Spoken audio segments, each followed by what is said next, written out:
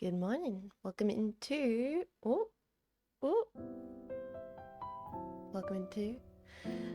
episode 3 of Unpacking with your host, Jean Faymas and the incredible Jetpack. Welcome into the stream, everybody. How you doing today? Happy Monday. Happy Sunday if you choose to celebrate. Hello. Welcome in.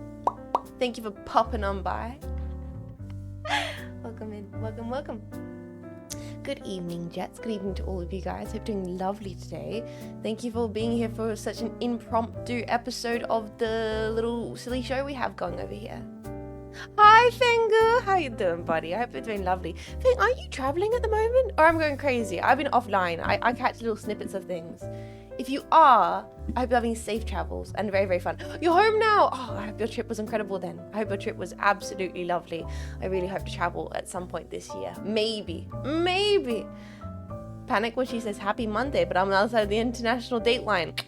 Yeah, sorry to get you stressed about your schedule if you got things planned on Monday, and here I am talking about Monday as if it's present. Well, it is currently the present to me. Hey, all. Welcome to Fate. How you doing, buddy? Monday, Sunday podcast. This is whack. There's a reason why the pod has went through a rebranding. It's so I can do it whenever the hell whenever the hell there's the appropriate time. I'm streaming from the future. Yes, I am. And good morning, everybody. Welcome in.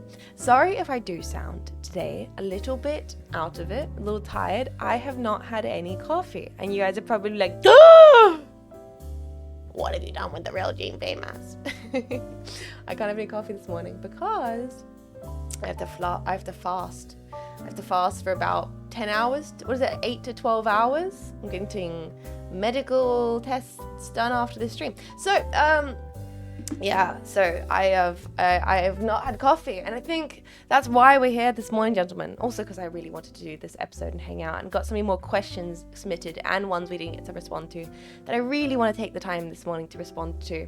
And also I thought it would be the perfect distraction to just sit down, chat with you all, wake up a little bit, and have it be a distraction from the fact that I can't have coffee right now and have to wait a few hours to get a blood test on, which is still one of the most terrifying things. I'm really trying not to get a bit in my head about it. I've told myself I'm doing it today. It's happening today. I'm going to it. I'm prepared for it. I'm doing the fasting that needs to be done, which means I can't back out. If I don't allow myself coffee, then I have to commit to this. Is the blood part, the needle part, it's the whole process. It's the whole thing. I had this when I was younger, and this might seem very, neurotic. When I was younger, I couldn't look at my veins on my arms. They'd freak me out.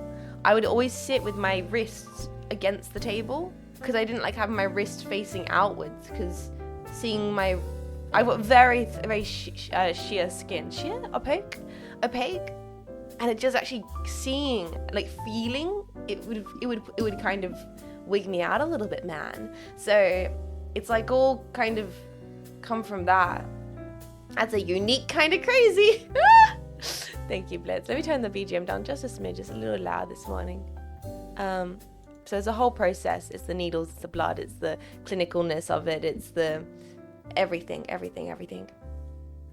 Oh my god, I know what you mean. I have that too. Glorpington Esquire. First of all, great name. Glorpington. Welcome in, Sir Glorpington. And now, entering into the palais, Sir Glorpington Esquire. Welcome in. Yes, okay, so I'm not crazy. Some of you guys know what I'm talking about. Oh my god, Jets, this is too early. It is quite early, actually. But what else was I going to do this morning? Sit and be like, I could really go for a coffee. This is the ideal. You're running, VTuber unheard of. This is the ideal setup, boys. One, I felt a little bummed, maybe possibly my cool tomboy veneer was rocked yesterday in a little bit, rock'em sock'em robots. We didn't get to stream yesterday. Take too much caffeine. No, so the opposite right now. I have no caffeine today because I've had to go get tests done, so I can't have any coffee, any food. 2 hours of I want a coffee now. This will be 2 hours of me avoiding wanting to talk about coffee in excruciating detail that only an addict could conjure. I'm just like here thinking of the smell as it permeates through the filter cup, the soft drip, the glossy, a deep amber. No, Jets! Ever ask questions in Google form about coffee? You can do that if you want to really drive me crazy. I would literally have a coffee every morning. Well, that's the thing. I have a coffee every morning as well. So I've never done this before. Once again, a lot of this process with me having to take steps with my health stuff is first time experiences for me in life. I'm sitting here feeling very blessed as a person who's in my mid-20s to have not experienced this. There's so many people, probably some of you guys in the chat, who went through maybe intensive medical screening or testing or had to do something in your childhood, adolescence. For me, I've gotten very lucky in regards to I spent most of my youth a little bit of a rapscallion, avoiding most troubles. Now this is the first time I'm having to go through it all, so it's a little bit new to me. Did you sleep 12 hours? Yes, I've never been asked to sleep 12 hours. I'm really like an 8-hour Andy at this point, barely. Hi, Citizen of Planet Earth. Welcome in. Yo, what up? Get me onto that coffee. Welcome in, suspicious. And also had a 5-hour energy beverages, 2 bottles of... Oh my goodness, you must be buzzing, sir. Pretty constantly. Sure, but water, pretty delicious. All that plain tap water. I currently have a massive bottle of water on my desk. I'm going to keep drinking water. I'll stay hydrated all for the morning. After the pod, I'll get my test done. I'll be tough. I feel like yesterday, because it was a bit of a blues day. I was down with the blues. Do you like tiramisu? Don't give me... You can't be talking about tiramisu, Jetpack, on the morning in which I have to fast for tests. Please show me some sympathy, show me some kindness. After test tiramisu, treat yourself. Actually, I do have plans after the test. We'll get it into it.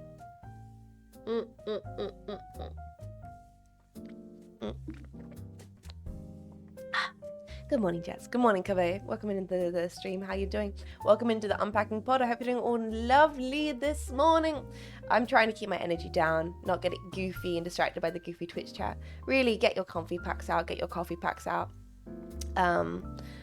This morning's going to be very cozy as I kind of talk about what's going on, and hopefully we get into some of these Q&As. There's a bunch of really good ones.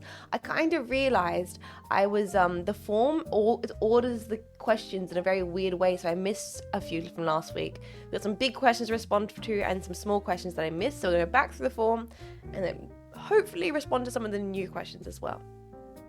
A goofy Twitch chat. I mean, Twitch chat doesn't really know how to not be goofy, so I have to expect it. But we're going to try and keep things relaxed today. 237 is too much for heart rate. Stop drinking coffee. Hey. Well, that's what I'm doing right now. That's what I'm doing this morning. No coffee. I don't feel weird. I feel kind of out of it, out of my, out of sorts. I mean, I felt out of sorts yesterday, so this has kind of perpetuated the out of sortsness I've been going through. If I don't know, those who weren't on the Discord and see what changed with the schedule, it was meant to be a stream yesterday, but had to put a pause on the stream because it was one of those days where it's not happened in so long, but I kind of got up and I was like, I feel like I need more time to sort myself out this morning. I'm not feeling... Didn't sleep well, had just the most, gentlemen, had the most excruciatingly vivid nightmares. I think possibly watching all the Evil Dead movies back to back might have flared up my imagination just a smidge. Flared up my imaginative brain. Nightmare. Yeah, so just the most intensely visual horror nightmare. Skeleton bones, gore, corpses being cut open, just like crazy. It's freaking snowing. Yeah, Twitch algorithm brought this channel with a bajillion subscribers. Thank you, Zolly Willio. Welcome in. That's a lot of enthusiasm for a very coffee podcast, but I appreciate you coming in with like strong energy this morning. Were you Ash Faymas? No. See, that would have been fun. It wasn't a fun dream. It wasn't like an Evil Dead fun, campy, comedy horror. It was all the body horror and the gore parts of it and none of the fun. And I think it's probably related to, as we all know, I think at this point many people understand dreams are manifestation of your ongoing concerns, queries, whatever's happening in your day-to-day life gets muddled up in the bullshit, and then your brain goes, let me process this in an incredibly visual way. So I think it was a little bit of the medical stuff, some other things, and Evil Dead all wrapped together, and I got a bit of a terrible series of nightmares. So I kept waking up. And then I woke up at 4 a.m. and I couldn't get back to sleep, and I don't know, it was just one of those days when I really was stuck in the blues. And I think it's okay. I sometimes feel weird about talking about being stuck in the blues. I'm like, it's not a very tough tomboy to talk about getting the blues. But I've had the blues from a very, very young age. I think it's fair to say when it happens, because it happens to a lot of us. And it always happens when you least sometimes it happens when you least expect it. Sometimes it's like, oh, my body has caught up with me, and it's going to hit me with the blues. It's going to force me to take a step back right now. Just subconscious won't let have fun with the chainsaw and a broomstick. I know, how rude. I was actually like bedbound in my dream. I think I was literally like tied down. I was like, couldn't leave, and horrors were just happening around me. It was like my brain was like, in my dream I was being forced to relax, and it was freaking me out. I was in like a panic about the whole thing. I was like, no, people are being torn apart. Let me help them. No, this is horrifying. I gotta help people. I gotta do things. And I was just like being like chained down. Don't let me rest. Yeah, that's kind of what it was. Was kind of going through. Toughest Tomboy talks about getting the blues. Exactly. I think I think you gotta spin it on its head. Happens to the best of us. When you run out of it is what it is. Exactly. Sometimes you do be running out of it is what it is, and you have to go, I kind of don't think I'd be able to do the best System Shock stream today. And that sucks, because I really, really, really want to do the best System Shock stream today.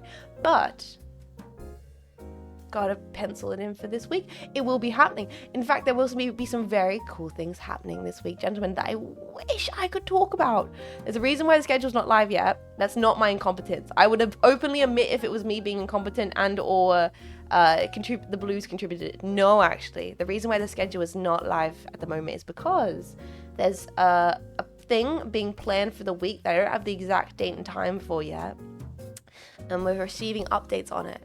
And so hopefully by tonight, things will be formalized, and there'll be a very, very cool fun stream happening.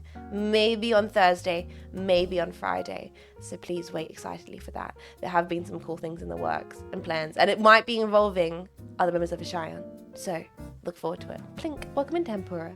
Love that name. Tempura, lovely name. Welcome in, how you doing this morning? A possible collab.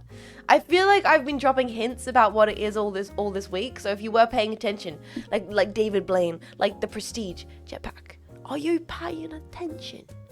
Jetpack, you watch. If you've been paying attention to the stream this week, watch. I've been dropping jokes about what could possibly be happening on Thursday or Friday. I don't know shit. That's fair. We need Deus Ex replay. That will happen eventually. Absolutely. We're gonna play Deus Ex 3 first, and then I can go back and replay Deus Ex. It might be a good time eventually this year on the blues days to replay a game I love. I had a good experience with it. Paid attention to what? I'm oblivious. I don't pay attention at all. Well, then completely turn your brain off. No attention needed. We're just gonna talk. I see food on the table. I'm not drinking it. This is merely a prop coffee. If I could right now, I'd pick it up and turn upside down and show you that there is actually it's actually all fake. It's like those cups of coffee at the front of Japanese restaurants. There's nothing inside it. It's just there to tempt me. It's like fear is the mind killer, beer is the mind chiller, coffee is the brain buzzer. You could work at a Dairy Queen if you're able to do that. Dairy Queen, that's an American chain restaurant I don't know much about. The Chinese takeout box, that's empty. I demolished that. Black bean noodles, demolished that last night, boys. Check it out, it's gone. I just need to clean up my goddamn facility. But I'm just girl rotten over here, and it's okay. They do not have DQ in Australia. No way. We have there's a lot of fast food chains we do not have in Australia. In fact, we really aren't a fast food nation. A little bit more nowadays. We have like Carl's Jr. popped up. Some places have Taco Bell. Some places. I have been to a Taco Bell beforehand. Not currently where I am. I don't know if there's a Taco Bell. To go to Taco Bell in Australia, you literally have to have a 8-hour drive. I wish I was joking. That is genuinely the case. How much interactivity do you have in this scene? A decent amount. I can move things around. I can move myself around. I won't, like, I can zoom out and spin, and but I'm hopefully more in the future. Talking about more in the future for this scene, and Culvers. I've never even heard of a Culvers. Talking about plans for the future for this stream. Talking about the setup. It's cool. Thank you. That's all good. At the moment, because I'm always working on things, there may be. Might have reached out to some frequent Jetstream collaborators, community supporters and collaborators. I think it's about time, gentlemen. And how do you feel about this idea that the Unpacking pod, because I've been really, really enjoying this. It feels like it's come around to the stream at the right time. We can have these moments where I can talk about filling the blues and having to get my test today. I think it's time it gets its own little intro screen. So there's maybe some cool little, maybe a cool graphic and maybe a little tune. It's currently in the works. So maybe not next week's pod, maybe not the week after that. But this pod's gonna have its own little cozy intro screen, which I'm looking forward to you guys being able to sit in at the start of the stream and drink your coffees. So that is currently in the works because I really adore how this setup looks, so I'm gonna try and get something special for it. A little tune in it, yeah. I'm quite excited about the idea because don't get me wrong, love the stream intro. Gonna use it continuously forever for as long as possible. But this feels like it needs something special. It needs its own little thing. Let's go right into the chat. You're being good. Calm down. Deep breaths. Get your coffees. Calm down. This is meant to be comfortable. You should play the Jets Kino radio bit for the podcast. It was made for this. I got a different vision. I do love the Kino radio bit, but I have a different little vision for what I would like to have for the pod. So just let me trust the process. Trust me, boys. I've got the stream set up looking how it is this far. I think you guys will like it. I want it to be very relaxing. Set the kind of precedent of what the atmosphere is going to be like for the episodes. Today will probably be a short one because I don't know how long I can survive consciously answering a lot of questions. Why my no coffee and no food, and I do have to go for my appointment for my checkups, as well as in spending midday today. I'm going to go to get lunch. Me and Mexis are traveling to go to Mech Bro's workplace, and we're gonna get lunch with him on his lunch break, because I think my family cued into the fact that I'm dealing with the blues also.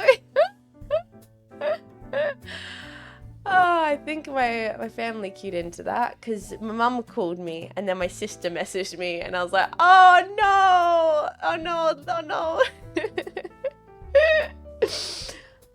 Hi Jean, hi Jeff, hi Meriden, welcome, how are you doing? So how's your new digs? Are you referring to my new facility? I've talked a little bit about it. I guess we could talk a little bit more about how I'm dealing with acclimatizing to the new facility, because it has been almost a month now. This, how many days in the week? It's Thursday is the last day of, wow.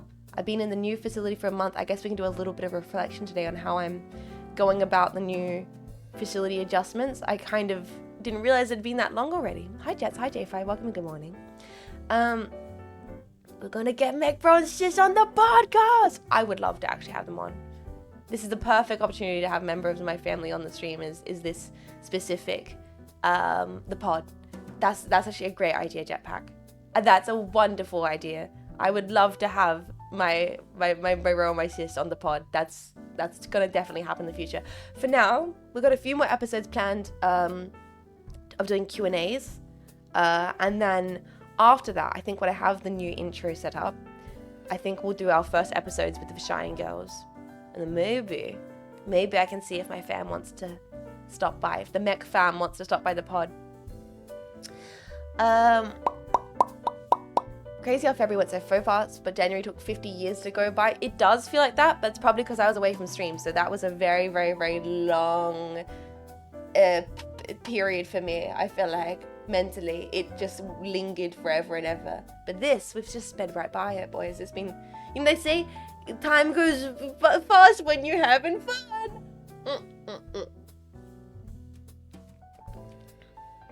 I'm gonna keep giving subs to Clovis. Please, I appreciate you giving the mouse subs and supporting her, giving her active my emotes. But please don't put pressure on Clauvio or any streamer or any person for that matter to stop by the stream.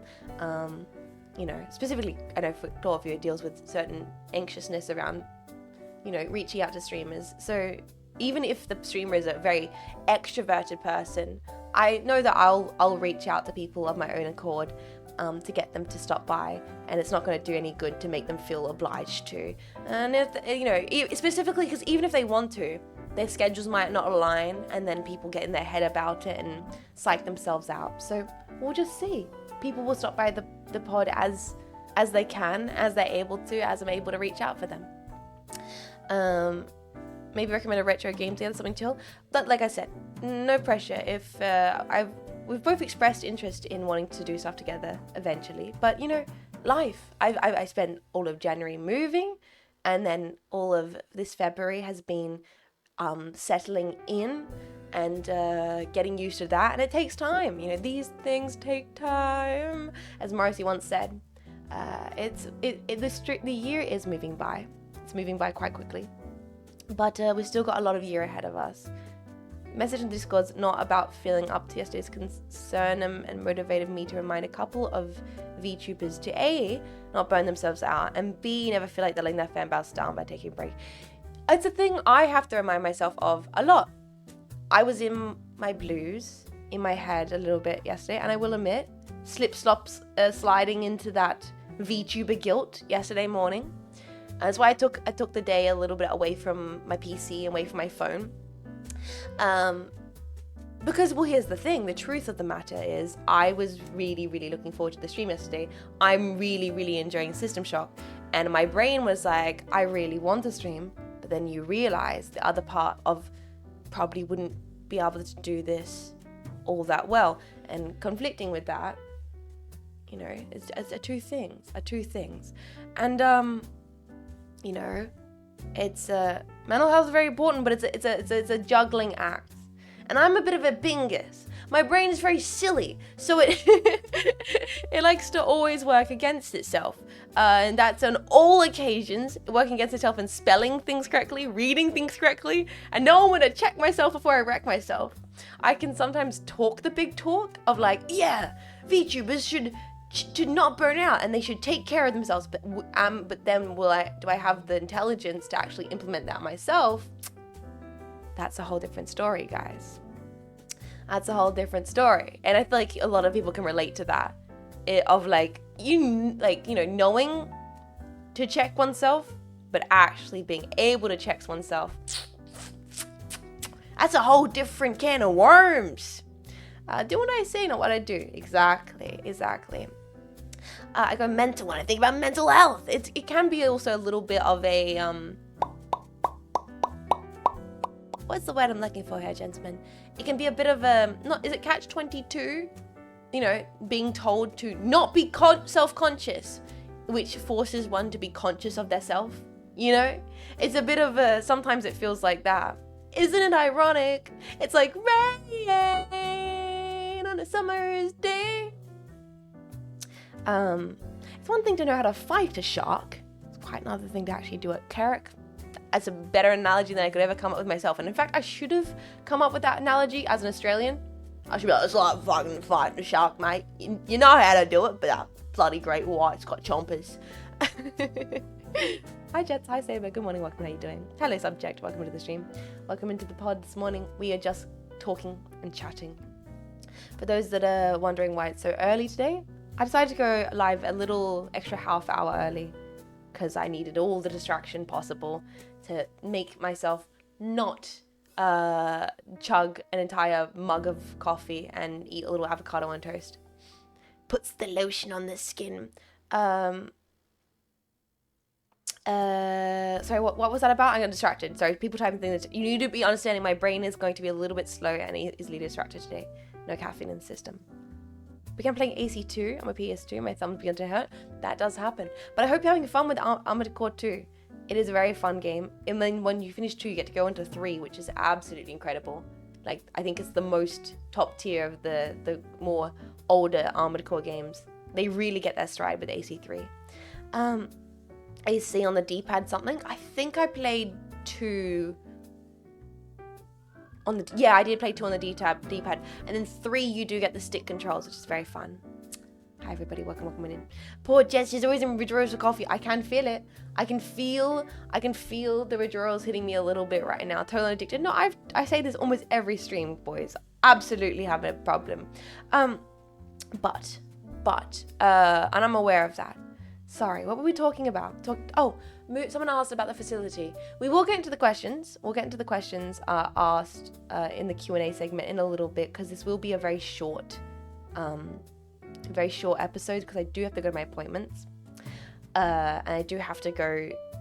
I'm going to go spend time with my mech sis and mech bro, and maybe at the lunch I will ask them, hey, mech sis, mech bro, you guys ever thought about being on a podcast? And I'll be able to follow up later in this week, let you guys all know what they say. Yes, so I'm doing that. So Mech Mum called me yesterday. Because I think she's, I mean, I don't know. It's like, you know, when you have to go through and do a little medical stuff, your family goes, oh, I should check in on that person. So I talked to Mech Mum, and that was very nice. We kind of just chatted about everything. Hope they say yes. I think they will. I think Mexis for sure will. Mech Bro maybe. Mexis for sure. She seems like she would be so good at this. Sup, fellow tomboy. Welcome in, Kalamari. How you doing? Welcome to the stream. Let me drink a little bit more of my water. Yeah, let's see if they even have them on the stream. Sorry, someone asked, how is your pad? And I've keep getting distracted. I would love to sit here and say it's all perfectly organized, but it's not. If I turn behind me right now, there is a massive stack of boxes, half unpacked Gunpla. There, I got like most of my...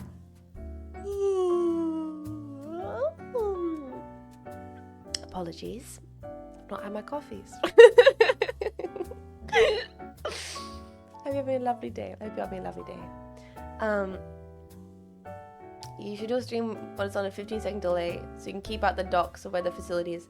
That's why I'm fine with having Mexis in the pod. She's very smart. She wouldn't say anything silly like that. Also, QP, you've been let out of the basement, sir. You're yapping a lot. Oi, get back in your basement, mods. What is going on? It's gonna be a short episode. Like you said, we could raid Remo later. We might be able to. I will keep that in mind. Please keep raid targets in mind for the end of the pod, please. And then we'll maybe check that out. Good morning, Lazy Kiwi. How are you doing today? Welcome to the stream. So yeah, I would like to say that I've got things properly unpacked, but I don't. Oh my god, the name of the pod! Fuck!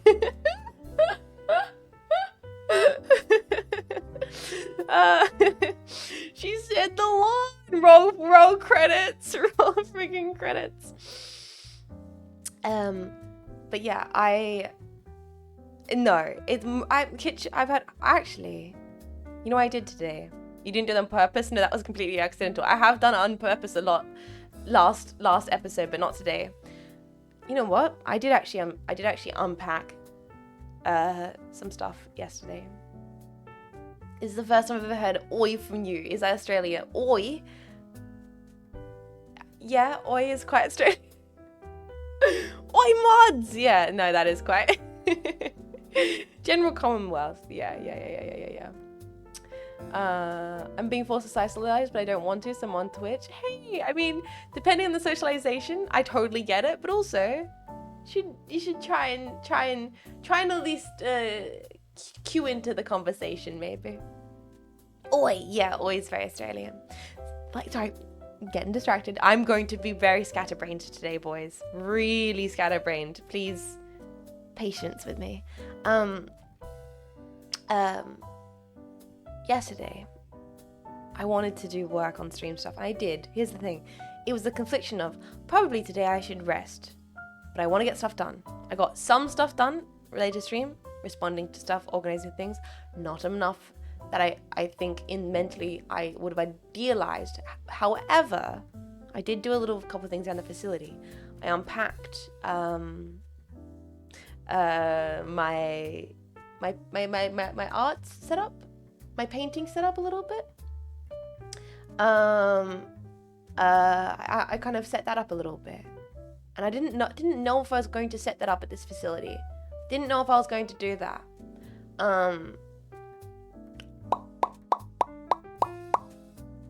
It's my girlfriend's friends. I'm just awkward in social situations. Yeah, but Katamari, you're never gonna be less awkward, and unless you put yourself out there. Also, maybe you're not as awkward as you think so, bro. I bet you got a lot more. You got VT next to your name, which means that you stream sometimes, and streaming takes a lot of confidence and courage. Hey, I'm incredibly awkward, and if the one thing I've learned about streaming is you can still be incredibly awkward, and people want to sometimes hear your dumb rambling. Himawari, hi, welcome in Raiders. How's your stream? Himawari, welcome in. Beautiful name, Himawari. What'd you guys get up to today? I've been a lovely stream. Hello, my name is Jets. Welcome into the Unpacking pod. We're just talking briefly about me kind of setting up my new facility because I recently moved, and we are about to get into community questions and answer segment of the stream. It was lovely. I was playing The Sims 3. That's right, The Sims package released for Steam. I did kind of get the urge to maybe check out Sims 2 at some point, but we've been kind of on a backlog of games to get through. And then now this week there has been some really cool things kind of planned that I have to slot to the schedule. But that's enough about me. I hope you had a lovely stream. If you do have to head off, that's all good. Take care of yourself. Goes the same for your community. It's nice to meet you all. Welcome in today. It's gonna be very comfortable. We are just kind of talking. I am Raiders, full transparently. See, I am a little bit out of it today. I have no coffee in my system. I'm having to fast because I'm getting medical tests done after the stream. So this is kind of like the ideal distraction from all that nonsense. And we're just going to talk a little bit. Welcome, Raiders. Thank you for giving flowers to the Raiders jetpack. I appreciate that. There's an important jet sketch for you today. I did see that, Van Honkerton. I want to say thank you. It's absolutely lovely. I don't think I'll go through arts and jet sketches today on the pod. I'll save that for the next stream back so I can give it its proper appreciation. But I should take the time to say thank you. It was an absolutely lovely sketch, and I really appreciate it. Absolute bongus as well, Raiders. That's true. Specifically this morning, I feel extra kind of out of it. I feel a little bit like I'm a bit dazed. Like everything's kind of washing over me at the moment because I've not had my daily drugs. I've not had my daily caffeine. I'm an addict, boys. I'm scratching my arms. I'm like, ah. Yeah. So I do feel a little bit lucid right now. Anyway, talking about yesterday, and taking the day off. Yeah, just a bit blues. She's a bit goofy. It's all coming out extra strong this morning. Exactly. First step to breaking addiction is making it as bad as possible. True. Exactly. I mean, hi Dulcie, welcome. How you doing? I'm for one am the kind of person where I know that like coffee's my thing and I'm going to be drinking it for the rest of my life. This might be one of the first mornings in like the last, I don't know how many days it is in my life it's been since I've woke up and not had a coffee. You guys are experiencing like a really weird first time experience, I just realized. GF says your avatar is adorable. Is your GF single? This is a canon event. Holy crap.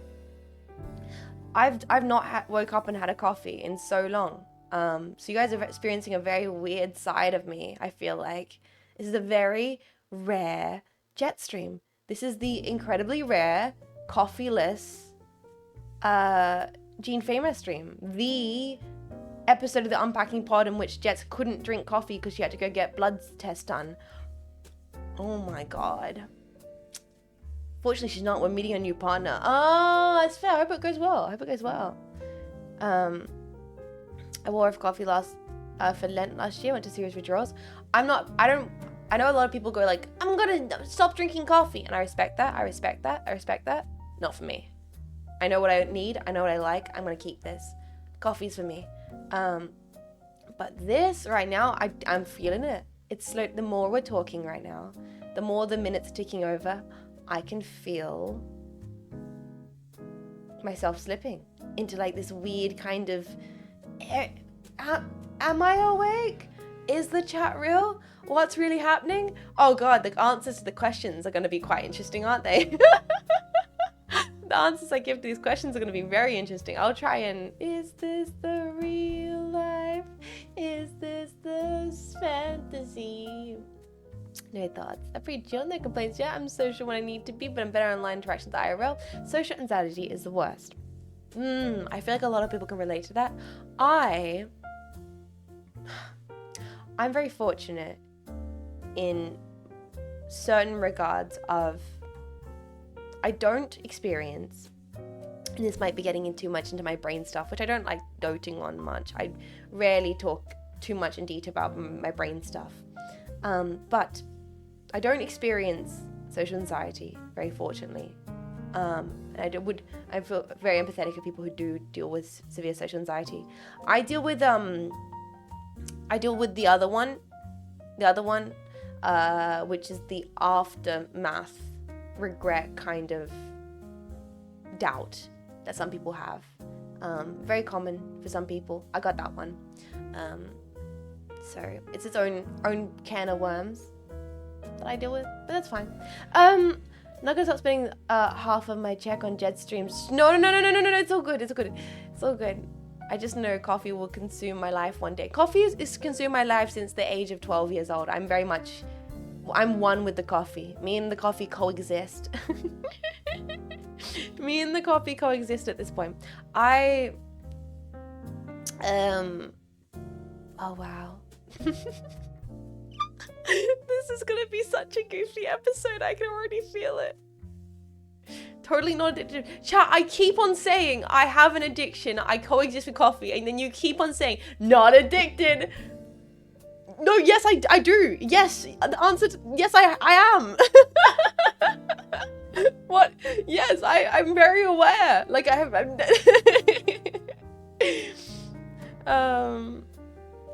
not addicted.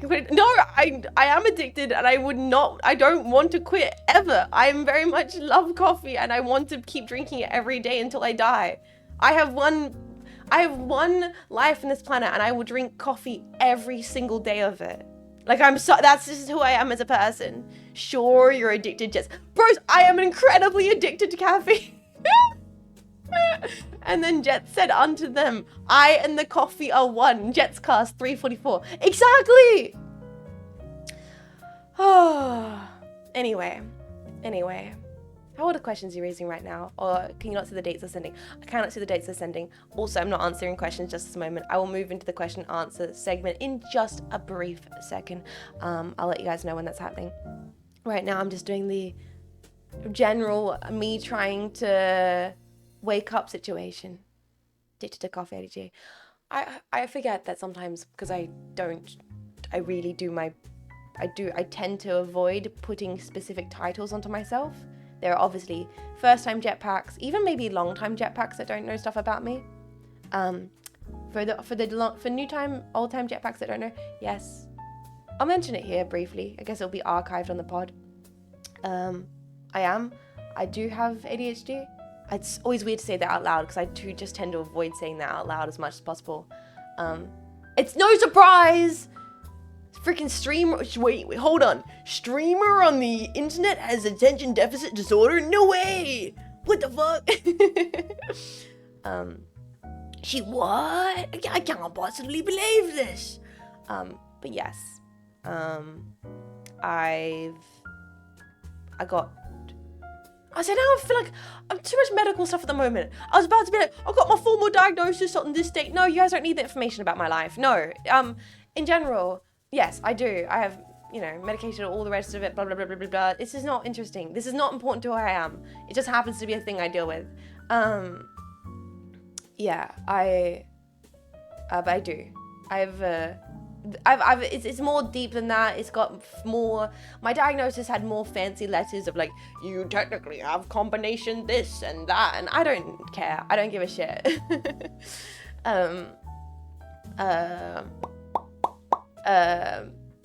You don't have to announce it either. Yeah, I know.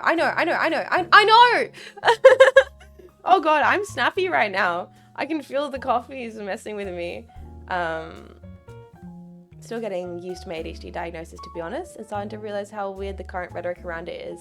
Yeah, I don't know. It's just me brain in it. I'm dyslexic, autistic. I just don't know putting labels on myself. I really never liked that. But like when I do go to my doctors and I get my list of all the things I've been through, there's a long list of all the things I've been told I have in my life. And on that list, there is that little printed piece of paper that gets printed out. There, dyslexia, ADHD, all the rest of it's up there. And it's just like, technically, if people wanted to ask me, are you? I would answer yes. According to science, according to practitioner, yes. But I tend to not mention it where possible. Like, I would never put it in my tags or anything like that.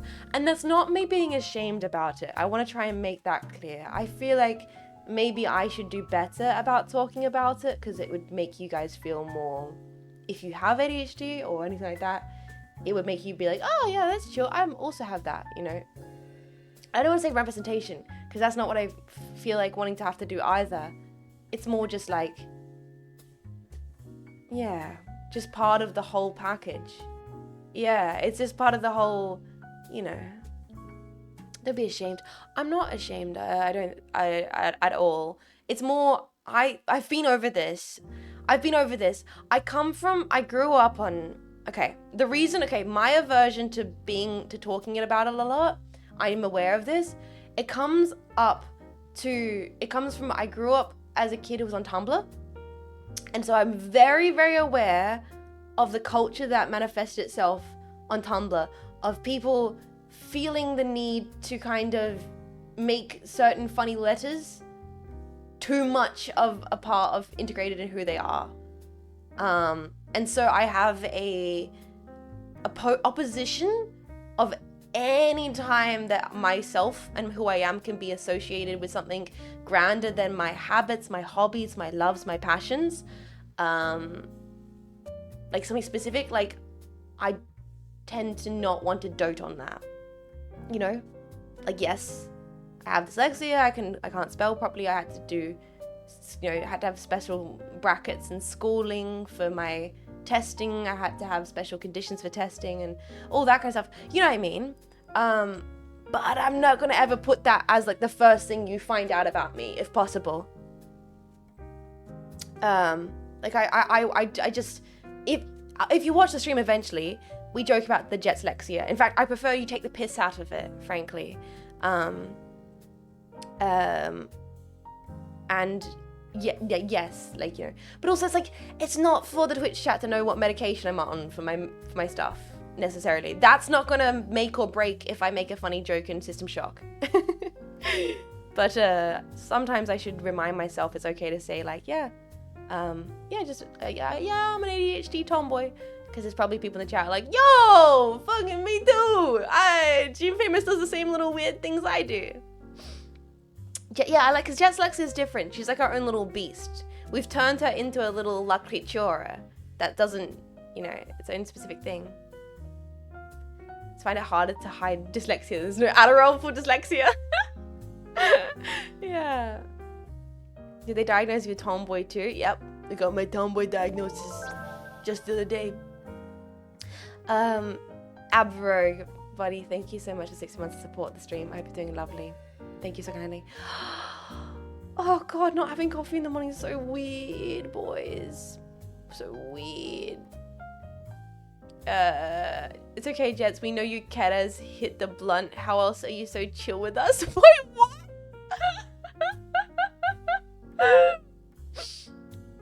What is that meant to mean, Oddbro? Were you implying I'm stoned right now? Do I seem stoned right now? I am not stoned right now. If I seem stoned right now, it's because I've not had a single drop of coffee this morning. Yo, chat, bro. Like, I don't really care about letters, man. Like, why are we defining ourselves by funny little letters? I mean, yeah, bro. It just kind of. The second I got my diagnosis, I was like, fuck, that explains why my schooling and education sucked, bro. I was undiagnosed throughout all of primary school and teachers just told me that I was not applying myself. Fuck, that's crazy. It like all makes sense now and I feel less like a burden on society. Oh. Not right now doesn't explain sometimes. I've never been, to full transparency for the Jetpack and also the government watching this stream, I have never once been stoned on stream. That sounds like it would be a terrible idea. I just drink water for much better in the morning when than drinking coffee. That's completely fair. I've said this before. There's only two ways to ever be a coffee drinker. Either you drink it every single day till you die, me, or you never touch it at all. That's the two ways to do it. Hello, Mr. FBI and ATO. ATO? Oh, ATO. Who would be in your blunt rotation?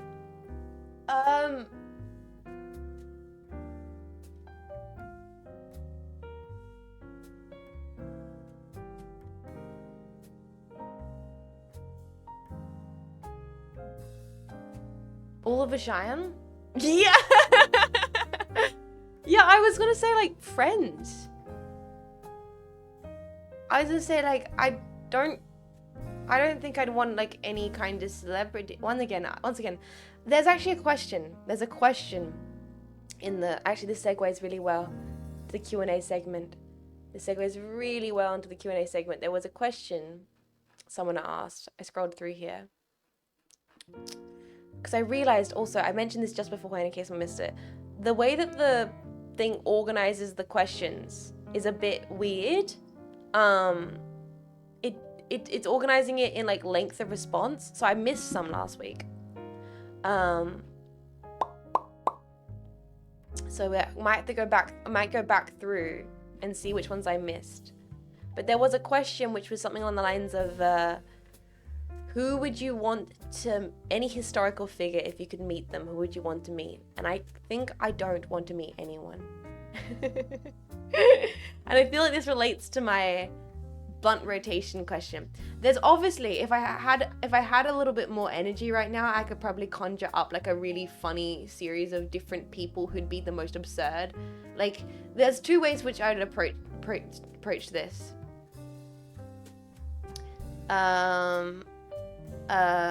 Is like either the most ridiculous set of people, mainly because of the curiosity of seeing how all those people would really react, you know what I mean? Like, I choose the most fucked up, deranged amount of like people, like Hitler and Snoop Dogg. I don't know, like, you know what I mean? Like something so out of the balls, like, to the wall that it's like just it's fucked, right? Absolutely questionable people, right? It'd be super questionable. And it'd be just like wanting to just see chaos. I don't know. You know what I mean? That's like the one way to answer the question.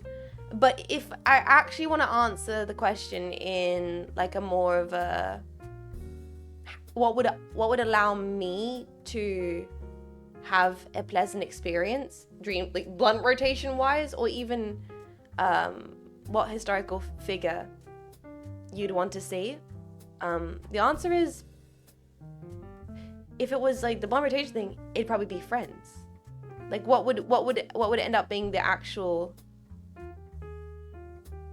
I don't think I would need to. I don't think I would enjoy the experience with all the celebrities and stuff. I don't know. I think that would, celebrities or historical figures or personalities, I don't think I would in any way enjoy the experience as much as I would be like, who would you want to meet throughout history if you could hang out with one person? It's like, I think I would actually like to just go to lunch with my family. Because who would I feel comfortable around? Who would know my meals I like? Who would know what's going on with me? Who would actually ask me about my day and be genuinely interested in it? And it's like, yeah, it could be kind of cool to sit in a room for 2 minutes with Tesla to say like, oh, but if I actually got into a room with Nikola Tesla, what would I say to him? I don't think I could come up with anything that's substantial enough to make it worth my or their while. Not even David Bowie. That's the thing. I adore David Bowie. But do I need to have a conversation with David Bowie in the room? No. I don't think I need that. I don't think that's like something essential. And it's also, I just get choice paralysis. Who's the one historical figure you want to see? I don't know. There's too many ways to go here. Never meet your idols. Exactly. Exactly. Like, I don't think I need to meet my idols. I don't have any desire to meet them. I've stumbled into running into certain celebrities out in public. I once gave like Troye Sivan directions, and it was like a perfectly fine kind of interaction. It's like, I don't think I would choose, given the option, hey, the question is like, if you had one historical figure you could sit into a room with and have a conversation with, I'd be like, can I choose my mum? Can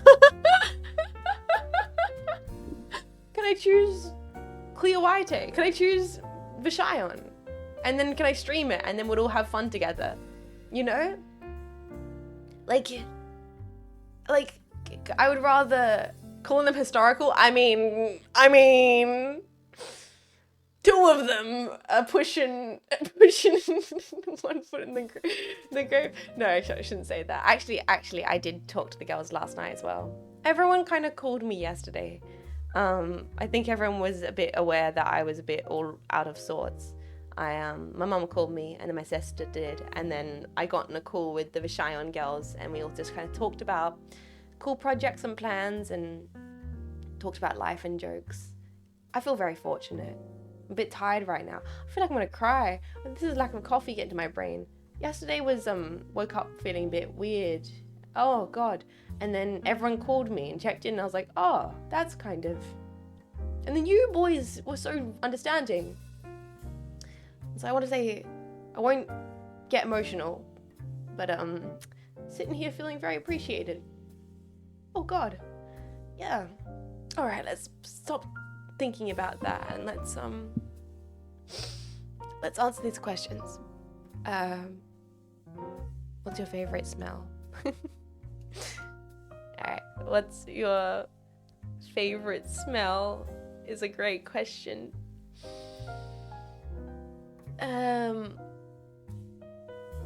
Sniffer. You are appreciated. It's hard for a lot of people. I know I'm not alone with this to feel that feeling especially. Do you like needles? It's my biggest phobia in life. It's my biggest fear. I have to get blood work done in a few hours and I'm absolutely fucking terrified. My favorite smell is probably green tea. I love green tea. I love grapefruit citrus. That's probably my favorite smell. Love that. Does anyone like needles? Oh yes, but my brain is incredibly goes into fight or flight response. Here's advice on blood work. Think of eating a donut afterwards. Yeah, my thought is like afterwards I'm going to go get a coffee and a little snack before I go get lunch with my my siblings. I'm like, and my thought was like, okay, I'm gonna buffer a really, really scareable, horrible thing for me between two things I adore. I'm gonna buffer this horrible thing between hanging out with a jetpack and having a nice little morning chat and joking and being silly and seeing my family. Two of the things in the world I think are the coolest and I appreciate the most in the world: the pack and my fam. I'm gonna bookend something horrifying with that. You'll suck. I can do is panic inside and let it happen. That's what I'm mentally preparing myself for. I always tell patients who tell me they don't like needles would be like, it's weirder if you like them. I wish I was a little fucking freak. God, I was like, yeah, I love needles, stab me. It would it'd make the next few coming months a lot of different experience. Anyway, sorry, question. Favorite smell? Green tea, probably citrus, grapefruit. Favorite 10 out of 10 art house film? Oh, 10 out of 10 art house film. I've not watched art house in a little while, but I guess like cliche, Breathless, Bout de Soufflet, Bout de Soufflet? Love Breathless. Stuck with me. Or Band Apart. Ooh. Either or, both are good. I can do. Hi, welcome. How you doing? Hope you enjoy your emotes.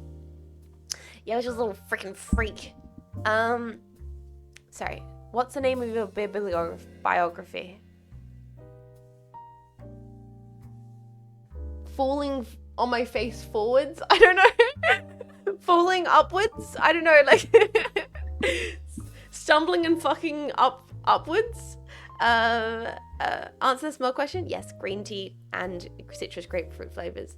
How to bingus by a bongus? Yeah, I don't know if I would. One, I couldn't see myself writing a biography.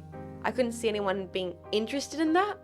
Jets, taking off, jetting to know me. Jetting to know more about Jean Faymas. I don't know. Yeah. Also, I thought of a great idea.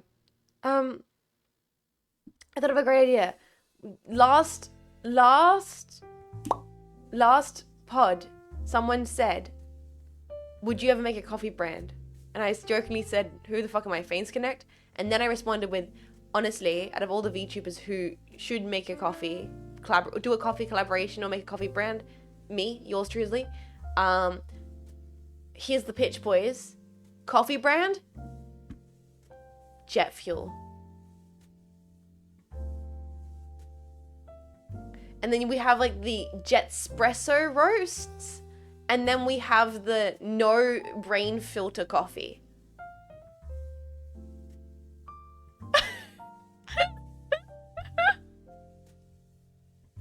Oh no! Shark Tank. My money is on the table. Jet fuel.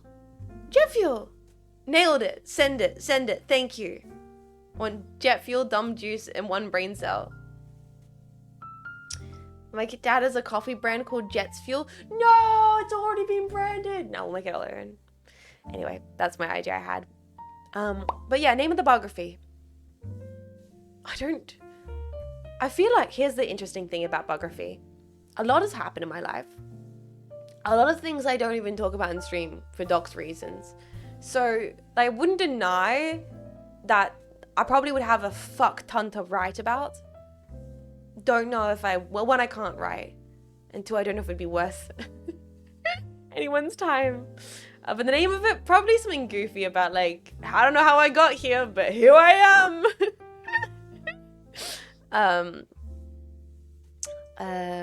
Take my money, shut up and take my money. I'm gonna think about it. Or have to reach out to key creators, but like, key creators, if there's any chance of us getting a coffee collaboration, how would that happen? Jets, you already docked yourself when you moved? Oh my god, the jetpack is literally outside my house right now. What? Whoa. This is a question. Alright. Let us in, we're cold. What is a house? Yeah, I don't even have a house. I have a facility. Jetpack, whose house are you outside of? I don't have a house. I live in a facility. Jetpack, where are you? I live in the Cynapse facilities. You're in the middle of whoop whoop. How did you get here? Let the jetpack plushie outside. Wait, what? I'm distracted. What about the jetpack plushie? It's literally on my lap right now. What are you talking about? You fuckers are in Bendigo. Sorry, this is an interesting question. The question is, also, I'm missing earlier questions because I'm scrolling back through the response form. The question is, where do you see yourself at age 45?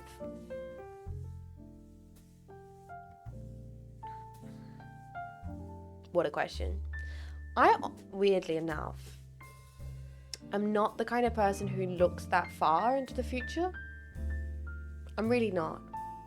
I am a person that looks towards the future a lot.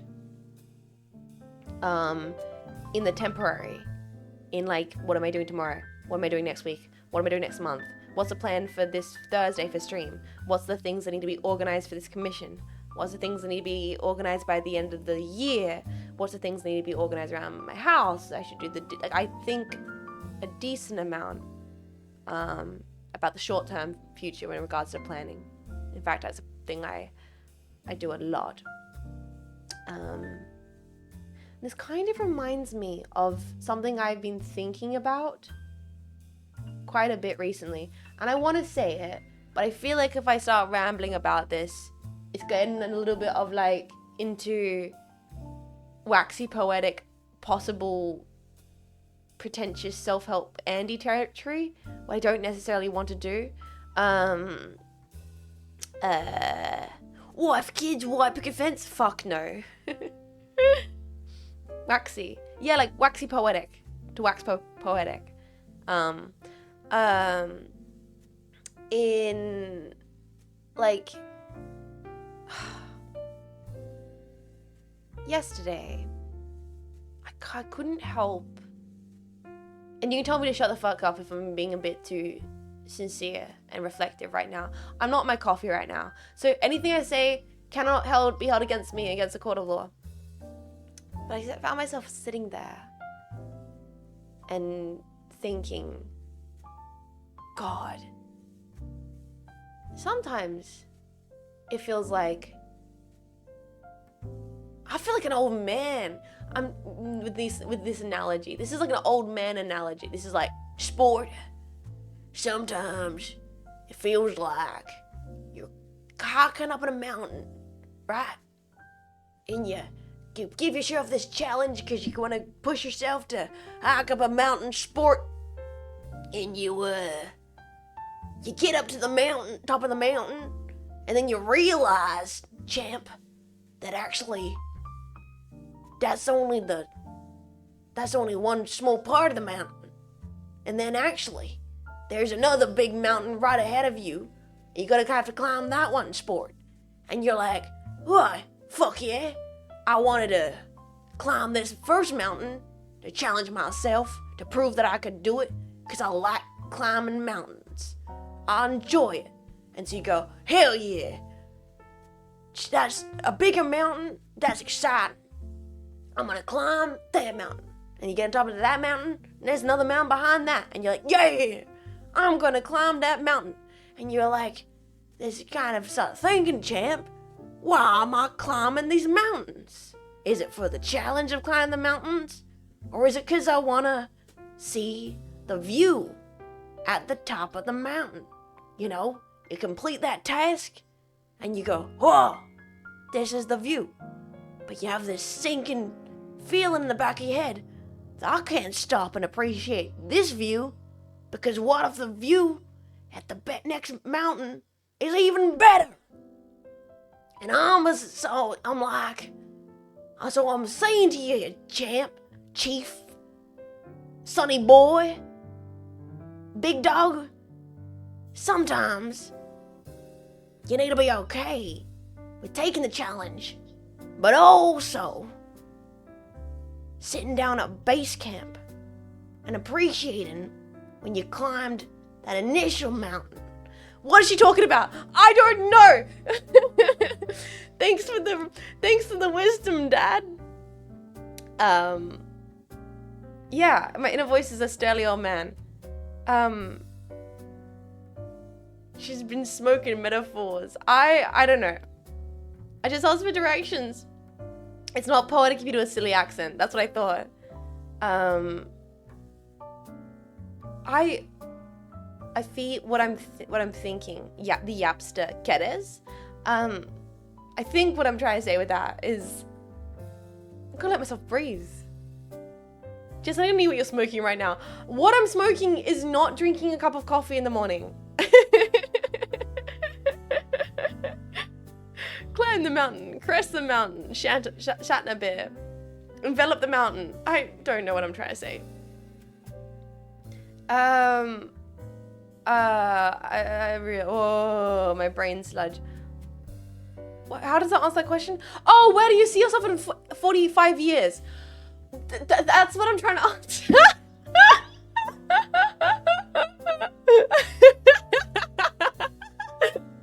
Okay, so that's your question.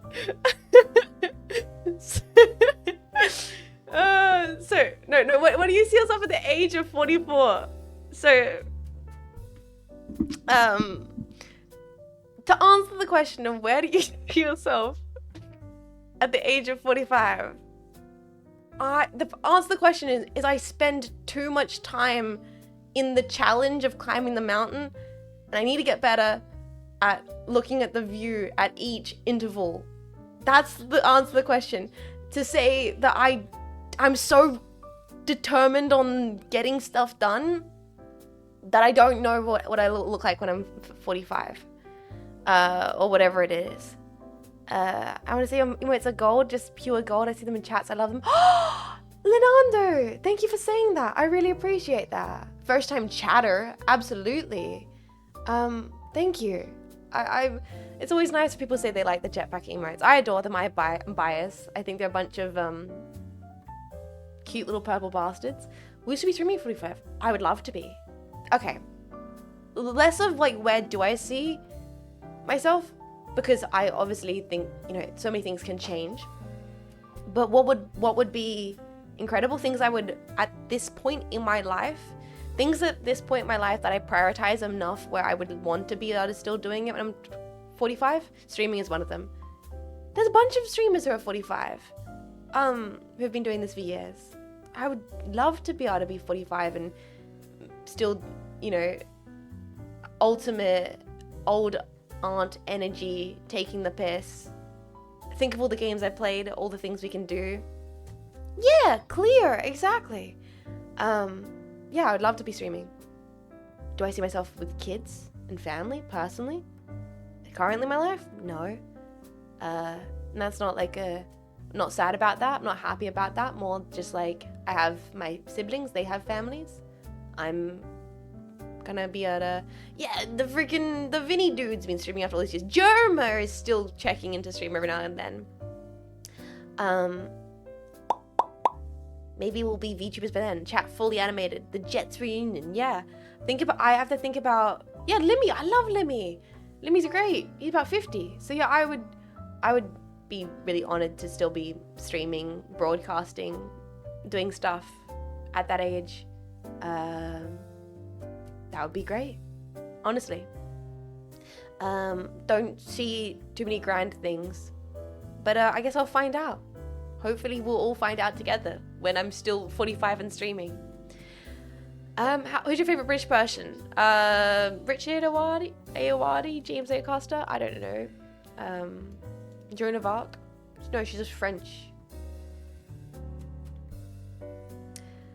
How did you become so tough and cool? Today is not a good example of that. Today is not a good example of the tough and cool meme, and I think coffee is the answer. The answer to your question of how do you become so tough and cool? Chug coffee. God, yeah, maybe by the age of 45, you guys will have like a chip in your brain, so you can watch coffee. No, fuck. you can watch streams inside your brain. Anyway, next question. What do you value in a genuine friend? This is a great question that I feel like I have a interesting perspective on, because I've struggled to make friends a lot of my life, and I've talked about this, and I think I've only recently, in the last few years, kind of begun to understand what makes a genuine friend. I don't like keep contact with like anyone I went through school with, and I formed very little friendships in school. They were kind of more acquaintances. I was bullied quite a lot, so I really just didn't form any friends. And what happened was, and I've mentioned this beforehand, boys, I got to the end of high school and I realized I had no friends. I had like no friends. I had like no one I could go out with on the weekend or do stuff with or go to see a movie with, or no one I could reach out to be like, hey, how's your day? What have you been up to? What do you do? There's no one. And that was one of the main things that encouraged me to go do study, actually. To encourage me to go like travel across state lines and just completely reset myself, because I was like, well, on one hand, I'll get a cool experience of studying and learning this some cool stuff, and maybe I'll meet some people who I have mutual interest with. Crazily enough, throughout my entire study, I only really made one kind of friend. Because once again, still have never really been good at making friends. Just, I thought for a period, I thought it was a thing with me, when you're in like high school and stuff. Do you get the feeling of wanting friends? I think also I never really had the feeling of wanting friends because I didn't know what it was like to have good friends. For a large part of my life, I didn't really know what having a good friendships and doing things with friends was meant to be like or feel like. So never really had a desire for it. Does your sister count as a friend? Yeah, I consider my sister to be a best friend, for sure. But that's different. Like, me and my sister go out and do stuff and talk and hang out, but it's different than, like, truly platonic human friendships. And so, yeah, I went to my studies, 4 years, made a lot of acquaintances, people I knew, learn about that practice and everything, would go out and do things with, go out and do stuff with, after study and everything, but it wasn't friendship. Like, for ages, I think I couldn't sit here and tell you guys what friendship even was, because I had never experienced it. I had like one decent friend. Here's the thing, me and her, I've talked about it a lot. She was my cool housemate. Definitely consider her to be a great friend. We don't really keep up to contact. We don't really check in. Like, very rarely will I be like, oh, hi, I saw something you posted, or I saw an artwork, and I'll like check in. But very rarely. It's not like a regular friendship. This is all leading up to say, very poorly, once again, brain trying to jump around things. Streaming has been the craziest thing for me in regards to making friends. Because I consider all of Vashine to being actual friends, and what I consider being good friends are, and genuine friends. This is, for some reason, streaming has been so good to allow to meet people in a space who you actually relate to genuinely, in a way that I never did in high school. Like, high school, I never found anyone I genuinely related to. Just kind of felt like I didn't fit in with anybody, and no one really kind of I vibed with or clicked with or wanted to get along with. And even in study, I was doing the same practice with a bunch of people, just didn't really find a lot of people I actually really got me and wanted to have the time to get to know people. No mech post in high school, exactly. But with Vishayan, with streaming, met people who, like yesterday, actually got on a call with and hung out with, and she was like, hey, what did you girls get up to today? What projects are you talking about? All that kind of stuff. And you know, we have this kingship, this relation, like this way we relate to each other through this passion of streaming, and it's like an actual friendship. Yeah. And the craziest part is, all of us girls live like super far away from each other. We live all over Australia, and like despite, you know, being in university and stuff and seeing people constantly going out for like beers after study and stuff, I never consider those people to be as good friends as I do with the Vishayan girls, because like we actually, I don't know, check in with each other. And I poorly answer the question, what do you value in a genuine friend? I feel like it's like genuine, like my brain's so sludged right now. It's like actually checking in. Like that's the one thing that feels so different between any of my other friendships with the Vishayan girls. It's like legitimately feeling like we care about each other, and we care about each other's work and what we do. And it's not just like feigning it. It's not like no, we actually like, oh, what are you doing? I'm excited about the project you're working on. Yeah, being active. Like, people actually, we're excited about what each other are working on. When we post things from like updates of projects, we're all like, oh, that's so sick. We think about each other's you know, ideas. Like, so Hanya will send a thing into the group chat, oh, I saw this on Twitter and I thought of you. Or hey, I got this cool artist you want to work with, and then I did the same thing, and then we can get in a call, we can workshop, and we go like, how was your day? It's this kind of like sincerely, it's more like becomes more like the way you are with your family. You want to know what these people are doing, and when they do well, it brings you joy, if that makes sense. And you get along, and you know, does that make sense? I'm really answering these questions quite poorly right now. It's, yeah, this consistency, this kind of dynamic where you legitimately appreciate these people and they appreciate you, and you want to support each other.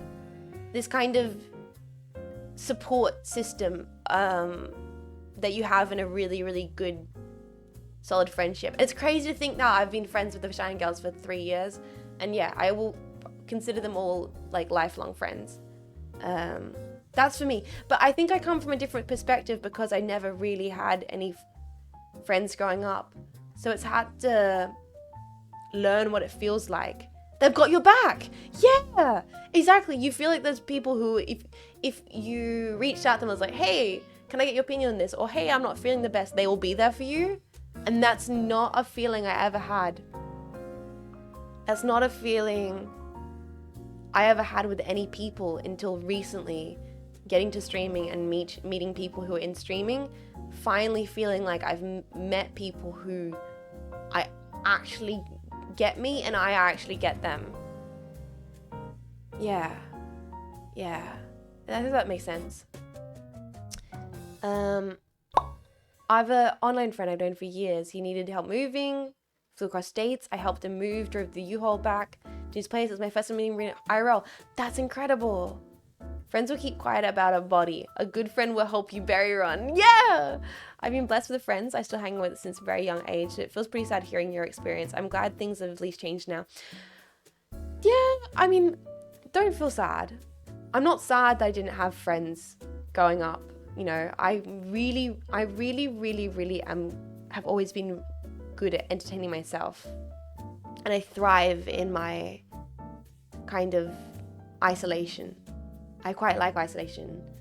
Actually, like the other day after stream, you know, I went for like a really, really long walk, and it was just, I went down to a very public area. I walked quite far to kind of like a public social area. And there were so many people down there. Couples, families, kids, friends. And felt so happy for everybody else, but I didn't need to be doing that to feel happy myself. I just had my like headphones in and I was very comfortable. And I was actually quite enjoyed just being headphones in, comfortable, and just appreciating other people socializing. I'm very happy that other people socialize. You know, if that makes sense. I don't necessarily love doing it myself. Yeah, I wasn't envious in any kind of way. I wasn't like, I'm sad right now because I don't have that. I was like, that's so lovely. And I'm really enjoying being in my own, listening to Belle Sebastian. Yeah, loneliness is another thing. I'm really good at not feeling loneliness. I rarely feel lonely while being alone. And so I'd never really felt like I needed friendships. But I do seriously appreciate the ones I have now. Like the Vashine girls and people I've met through streaming. I really appreciate it. So that's all to say is like, if you feel that kind of way, you don't have a lot of friends, probably 2 tokens of the whole. 1, not everyone needs them. But 2, I feel like friends can come into your life at any point. Just like I never would have expected that by streaming, by extension, I would have made some really, really amazing friends. That was the last thing I would have ever expected when I got to streaming. That was completely is a really incredible byproduct of being able to do this and hang out with all you guys and have this amazing other kind of dynamic, this different thing. I'm not gonna say friendship because that's parasocial Andy bullshit. Different thing, this other dynamic that's super sick and super social in its own way. That I thoroughly enjoy, but I never would have thought that by being able to do this and have this kind of be funny streamer dynamic, that also I would have met other people doing this, and it would have been, and I'm really happy about that.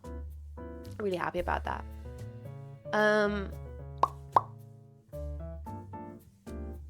Family members are still friends? Yes, like I said beforehand, I consider my sister to be a very good friend. That's good to hear. I definitely understand a penchant for enjoying your time alone every now and then. I'd enjoy my time alone for the majority of my time, if possible. Anyway, let's continue the questions. What word would you use to describe your eyes? Off milk. Oh god, these 2 questions. This kind of relates in what I was mentioning beforehand. What's the last piece of media you binged though? That totally relates to Evil Dead. Do you know how to fold fitted sheets? Yes, I do. Sorry, quick little things. 5 things that make you happiest. Oh, hold on. 5 things that make me happiest. Coffee. Creating projects. Working on projects. Crafting projects. Sharing projects. By relation, streaming. How old are the questions? I can't see the dates. I got no idea how old the questions are. Also, they're all messed. All the questions are completely shuffled, so I'm apologizing that I'm jumping from question to questions. They are completely shuffled. And I'm sorry, I have to work out how to get them not shuffled. Hi Fresh, how you doing? Welcome to the stream. Oh god, my brain. I don't know. What's the 5 things that makes me happiness? My family, stream, coffee, a cold beer and a warm bath on a summer's day. Mima! Oh my god, how did I not forget about my cat? That's literally should be number 1. She's the best. Mima! Yeah, I shouldn't yell that. She'll come running thinking I'm gonna give her a treat.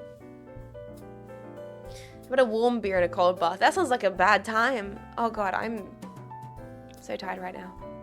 Sorry.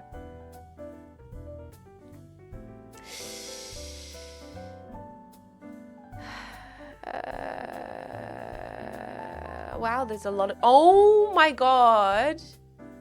I was wondering why it felt like I had more questions. When I opened the form this morning, there were 40 questions. There is now 133 questions. I was like, why does it feel like more questions are being added?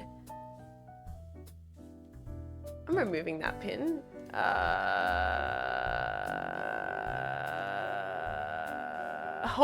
I was like, I swear I was getting through these. Why does it feel like there's so many questions? Okay. All right.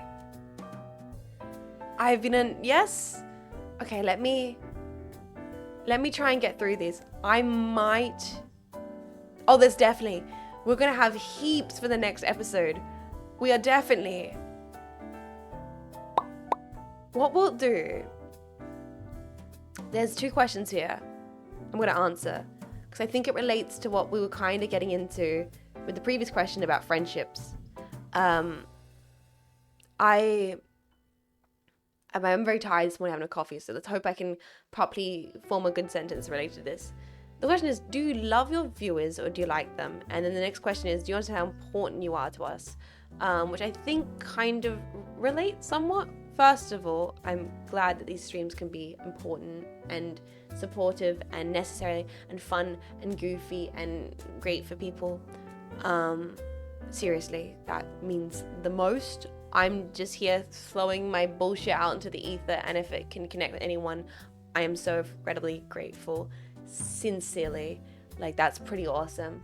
I always said, like, I would keep doing this no matter what because I have this compulsion to do it, and I'm so fortunate that people choose to enjoy it at the end of the day. Seriously. And the question of love or like, this is going to be answered very specifically for me. I find, and this is very personal, I have an aversion to the concept of love.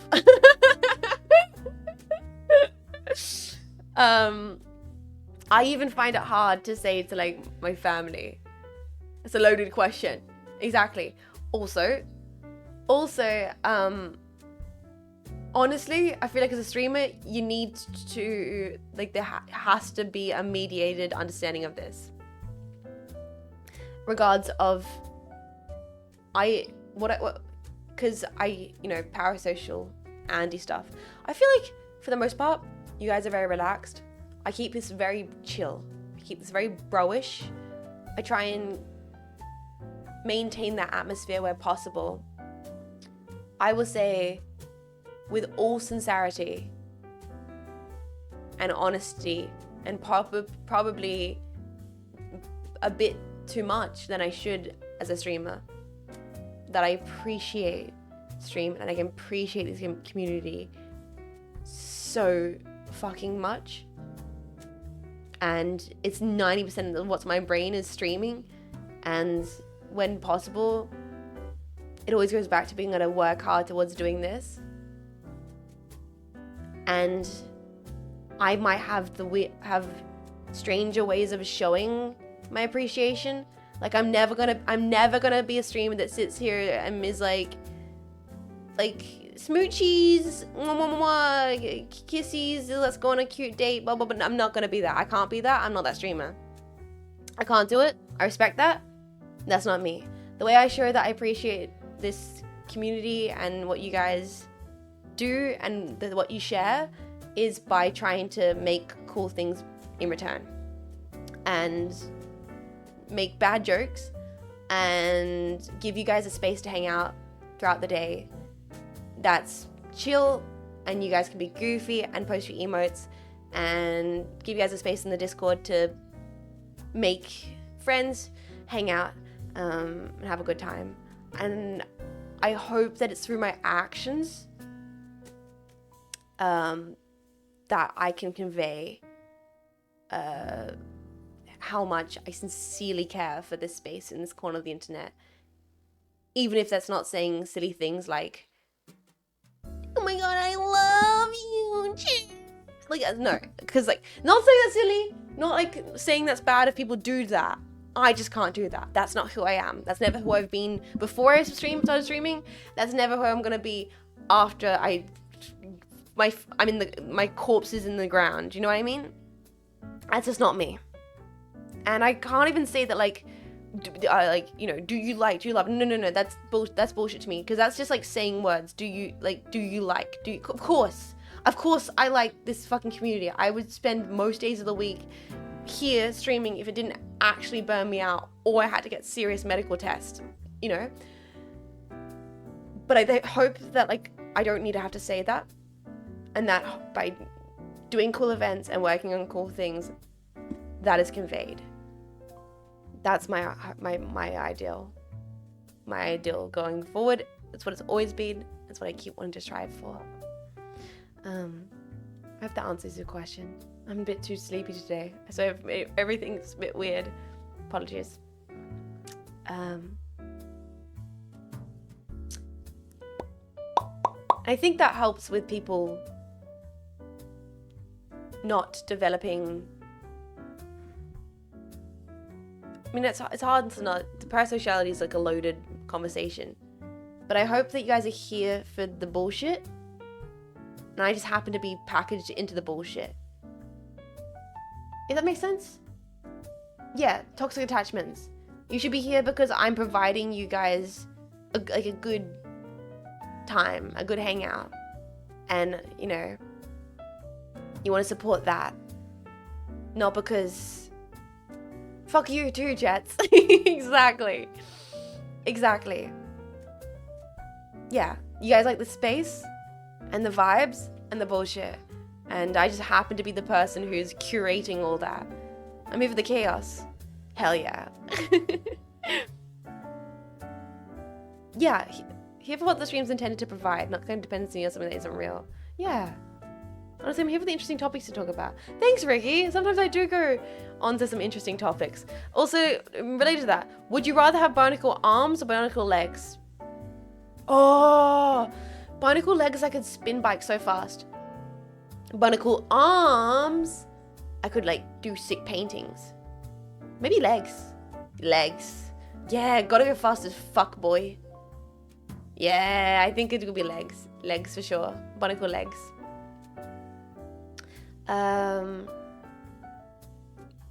Barnacle arms? Yeah, I think legs. Legs.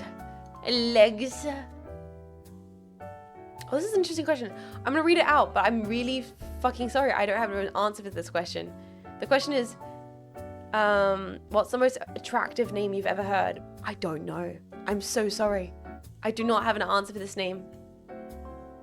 I don't have an answer for this question. There's no name I've ever heard where I was like, oh damn, maybe. Like, I've never like had someone be like, hi, my name's Adondes, and I'm like, hola. Like I've never like gotten attracted to a name.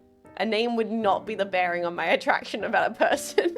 Like a name would not in any way alter my opinion of someone being attracted to someone. Really, I could not see. Even if it's like an awful name, I think it wouldn't probably make someone less attractive to me. Yeah, it's not like someone said like, hi, I'm Solid Snake. I'm like, hold up. No, it's like, yeah, it's just a name. What is in a name? I hope that answers the question. Oh, this is interesting.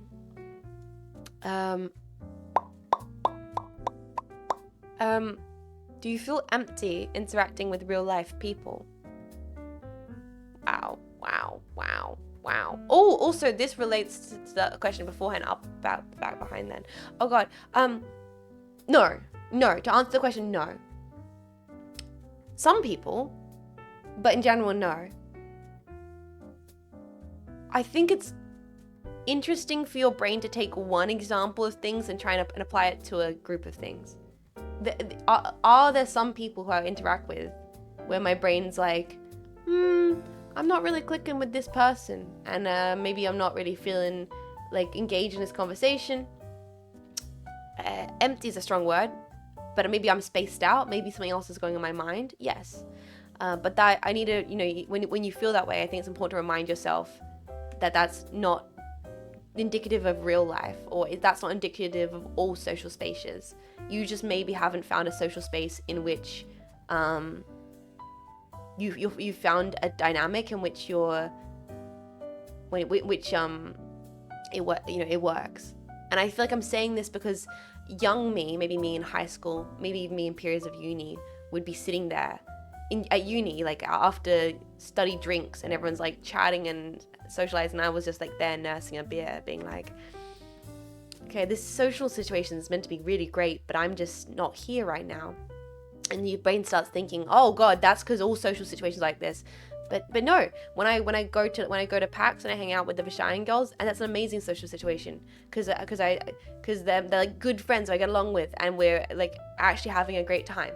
So, have I felt empty before being out in social spaces and interacting with people? Yes, but that's not how I need to remind myself. That's not how it's always like that.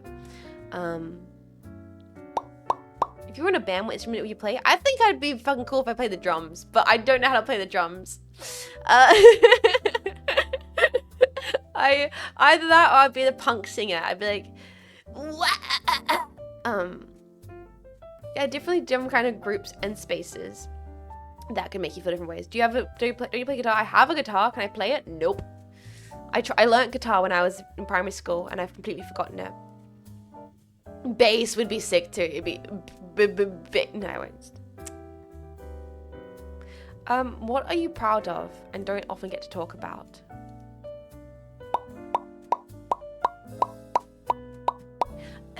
This kind of stuff I don't go into because it's doxy.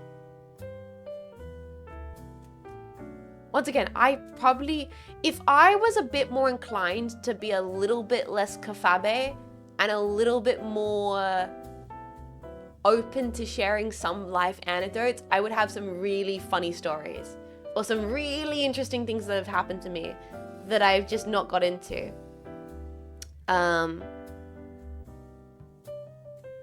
But without getting into specifics,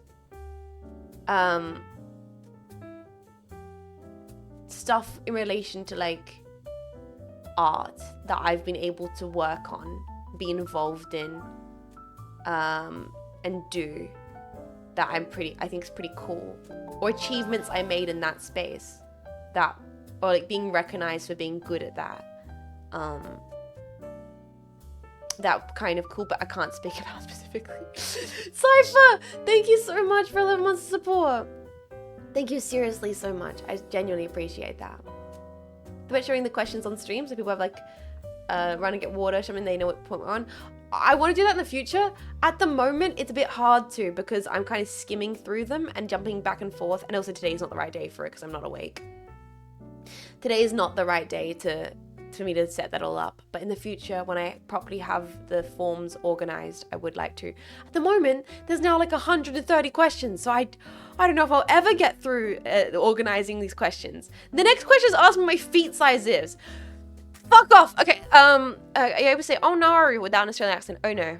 Oh no. Or in Americans, oh no. Oh my golly gosh. You're a good person. People say nice things about you. Fuck you. I'm not gonna cry. I guess this extends to the question we had beforehand. What does being parasocial mean to you? Is it bad? Is it good? I think, okay, why not? We already kind of touched on my opinion of what dynamic I try and cultivate here to allow things to be neutral and creative and supportive and dissuade feelings of that. Because I think parasociality across all forms of art is very common. Streaming is one of those many things. I think, what does it mean explicitly? I think when I conjure it, it's often in its kind of worst manifestation. But I think people like to fling the word around in like the wrong ways a lot of time. Like people be like, all streamers are parasocial. I'm like, no. You by the same token, going to your coffee shop and knowing the name of your barista is parasocial then. Like, no, social is a thing. being social is fine. Like there's a back and forth, there's a dynamic, there's going to be a connection here that goes beyond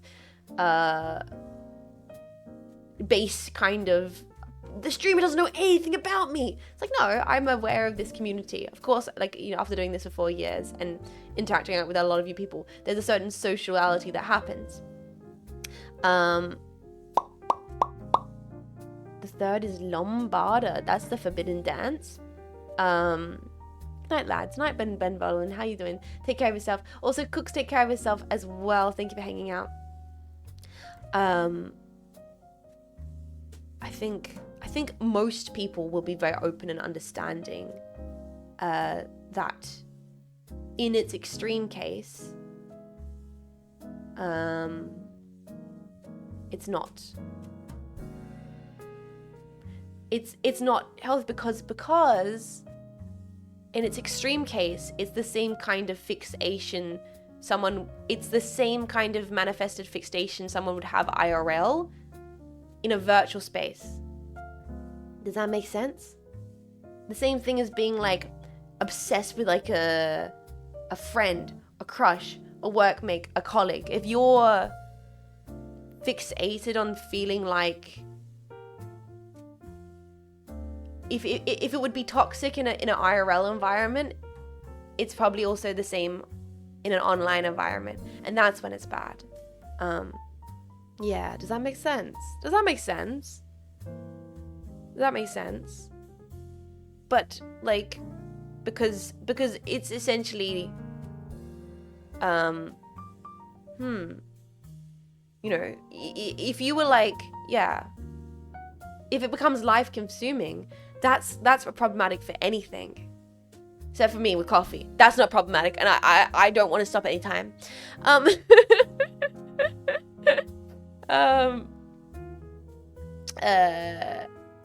Yeah, possessive nature is not a good trait in general. Yeah, it can be quite difficult. It's being possessive, becoming attached. I think that's the thing.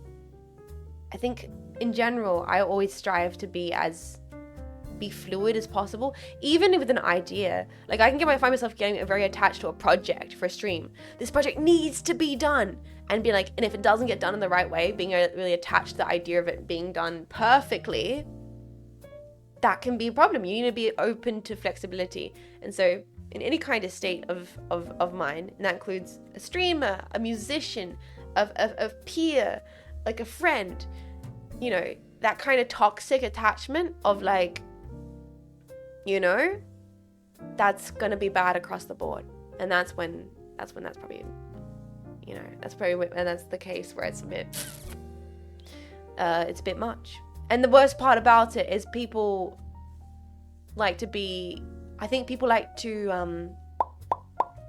villainize people who experience, like make it seem like the person who's being parasocial or experiencing parasocialism is like evil or something like that. And it's like, well, no, everyone suffers in this kind of scenario. The person who's maybe being overly attached is not in a great space, and then the person who's their maybe target, like their you know, interest is attached to, is affected poorly. It's like, no, this is unbalanced. This is not al dente. We all need to chill the fuck out. You know, I'm sitting in the coffee shop and get chat box, and you think, God, I could go for a coffee right now.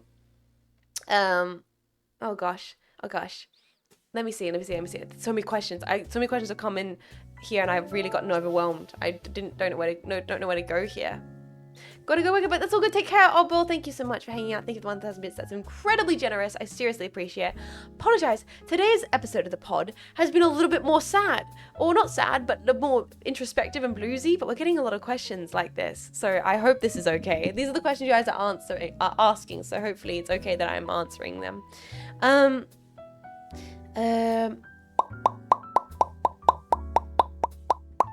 you a big sister or the little sister? I'm the oldest sister. That's actually, if those that don't know that specifically, for those that don't know that specifically about me, I am oldest sister. I'm One-san. I'm big sister. I'm the cool aunt, and I'm gonna go see my siblings later today. Okay. So let me try and look for this. Okay. Great question. There's so much existential questions today, boys. Oh my goodness. I keep trying to find a more chill question, and then I'm like, then someone's like, what's more important in life, meaning or truth? I'm like, all right, we'll get to that in a second. Because I was thinking, I'm not a philosopher, nor am I smart. You need to understand, I was expecting people to ask questions about like, hey, Jean Faymas, first time caller. I'm working on this art project and I can't really find myself getting motivated. And you guys are like, Jean Faymas, what is the meaning of life? And I'm like, I was really expecting to give people their advice on paintings, honestly. I was really expecting to give people their perspective on like, oh yeah, remember to clean your bristles if you're using oil paint. Apparently I'm answering, yeah, this would be solved with coffee. Good point. Okay, here's a good one. What advice would you give to 2021 Jets to help her on her journey?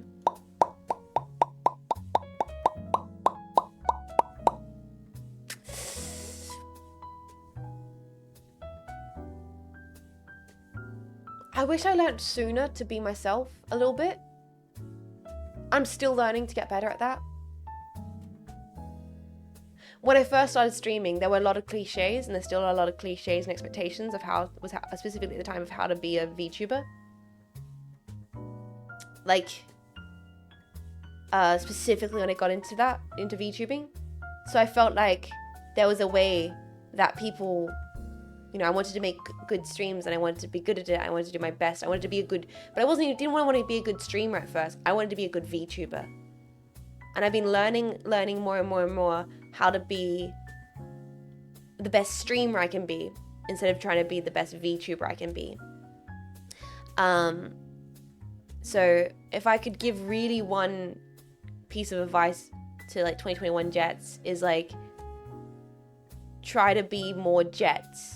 Like try and be okay with just being just like I like always like couldn't help but be authentically myself, like playing sci-fi games or playing wacky games or you know, anything like that. I was always still myself, always have been. But I think there was still this kind of thought in my back of my brain when I first started out, at least. I guess it was like, it's natural. It's like finding, you know, your voice, finding the way you want to be. I think it's very easy for streamers, specifically little VTubers, like early VTubers, to look at other VTubers and see what other people are doing and go like, oh, they're doing that. And that's what all the VTubers are doing, so I need to do that. Like I tried ASMR for a period, didn't like it, but that's what all the VTubers around me were doing. And I was like, VTubers do ASMR. VTubers do ASMR, so I should do ASMR. I was like, VTubers are cute and moe, so I need to be more cute and moe. I can't be as bro-ish as I want to be. I can't be as relaxed as I want to be. Because people wouldn't like that, because people like cute VTubers, you know? So it was, if I could give advice to 2021 Jets, it'd be like, it'd be more like, you don't have to, like, there's no one way to be a VTuber. I think nowadays that's less of a feeling. Back when I started streaming, back in 2021, that was a lot more of a thing. Back when I started streaming in 2021, there was a lot more of an established point of call of how people will. There's a lot. The Hololive model was a lot more established, and I felt compelled to adhere to certain cliches or expectations that one must apply to, and they still exist, boys. Let us not sit here blindly, gentlemen. Let us not sit here blindly and not say that there aren't still cliches and expectations for that VTubers uphold that are separate from IRL spaces. People still, there's a lot of communities and VTubers that are very they don't want any VTubers to hang out with the VTuber guys, let alone any kind of guys IRL or girls IRL. There's people still getting used to the IRL crossover. People still getting used to VTubers, doing IRL content. Male and stream. VTubers talking about personal life. VTubers having partners. VTubers getting married. VTubers having children. Like, we're still getting through all that, Like, I've got peers of mine who are going through divorce right now who are VTubers, Like, we're growing as a community to get better at, like, allowing VTubers to just exist, but there's still these kinds of things that are upheld, and those were even more present back in 2021. Even more present. And so I think I would try and tell 21 Jets to just be true to herself more. And I'm still getting better at myself. I guess, like, unlearning, feeling more comfortable with just being a funny streamer who happens to have cool, silly avatar. Does that make sense? I think I would try and tell that more to 2021 Jets, because I think I did a lot of, like, things that I look back on and I think a little bit cringe, but I was doing them because I felt like that's what VTubers would do. And it's like, I'm not cringe necessarily because I'm cringe, but I'm free. I'm cringe and I'm free, and I don't look at it too negatively because it's all part of the journey and all part of the learning. And I grew, it taught me about myself. I learned I don't like doing ASMR. I'm really bad at it. And I only would have found that out if I had tried to explore it, so I'm not sad about it in any regards. You learn things about yourself through success. Through failure, but maybe that's what I would have mentioned. One of the played games with us, like Armored Core. That's why I followed you. Love you for it. Yeah, God, we gotta play some more stuff in the Discord. Then it all loops back to the form of parasitism again. That stigma's always been the weirdest thing to me. Well, the thing is, like, you got IRL streamers who just talk about random shit, have their kids, have their family, have everything, and it's completely fine. And, so I feel like allowing VTubers to just exist and share their lives has been really awesome to see in this space, and it's still getting better and better.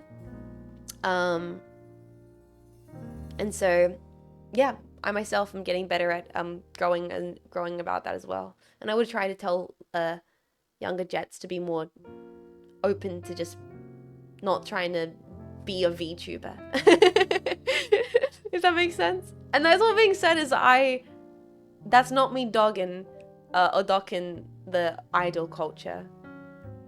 If that's what you want. I also know indie VTubers who love being idols, and that's their passion, and that's what they want to do. I really respect that, and I've known people who have moved through spaces from independent to corpos to many corners of the internet, and I always say the most important thing at the end of the day is whatever form it takes is being able to create the thing that you're passionate about. That doesn't mean it's happening in an idle environment.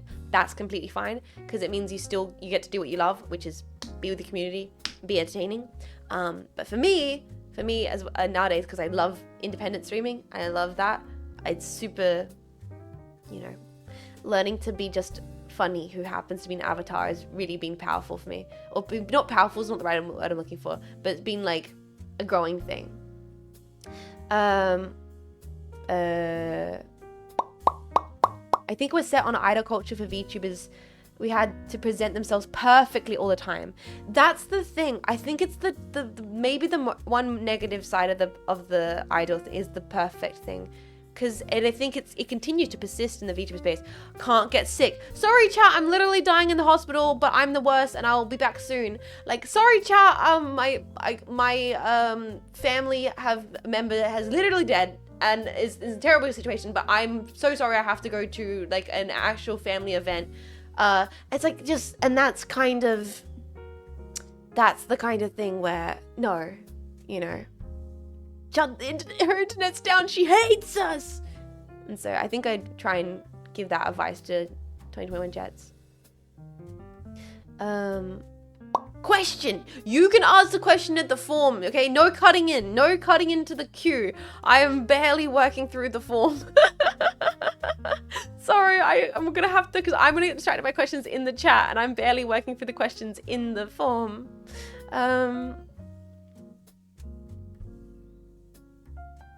when I found you at first watch, I was like, oh, I went, whoa. It was a stream where you talked for almost an hour about what you liked and didn't like about sci-fi. I could talk for another hour about what I like or didn't like about sci-fi. I'll keep talking about that forever. Question, I've teleported bread. Talk about your teleporting bread questions in the form. Line starts back there, buddy. I'm barely through the first initial questions. Sorry, did that answer it properly? I'm a little all over the place today. I hope that didn't in any kind of way come across as dogging VTuber culture. That wasn't my intention. It's more that it's constantly evolving, and I used to be a bit more stuck in my heels in the ground about it, but I think it's cool. I think it's really cool. I think evolving means more cool creative possibilities for everybody, and it gives people more option to choose how to be creative. And that's the best thing, having more options to either choose to be idle or choose to be, super open about life stuff or whatever you want to do. Fucking around and finding out. Giving people more options to fuck around and find out is never a bad thing, I think. And like restricting this into having to be a specific way, nah. Yeah. Nah, bro. Okay.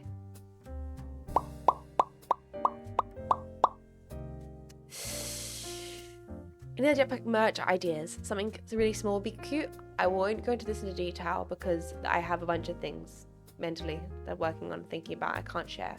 But yes, to answer your question, yes. Oh God, I've not had coffee. Oh God. Oh God. Wow. Oh, I'm so weird to be like, I've been awake for the last few hours and not had coffee. This is so strange, boys. Boys, this is so strange.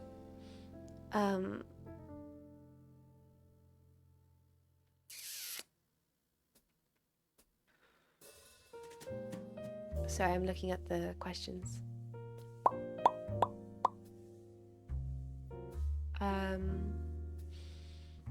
There's a lot of questions. I'm so overwhelmed by the questions. I'm so overwhelmed. I don't know where to start. There was way more than I ever thought I'd have to be answering.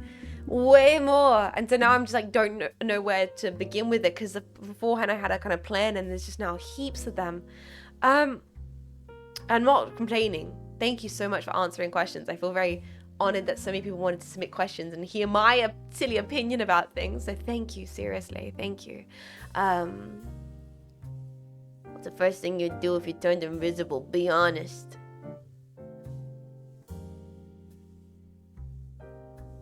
I don't.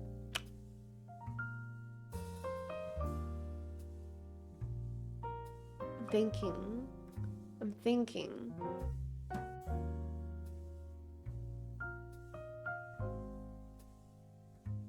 Problem is they're not in order. There's no order to the questions. That's the worst part. You turn back? Yeah, the thing is, I'd probably be concerned about if I can turn back.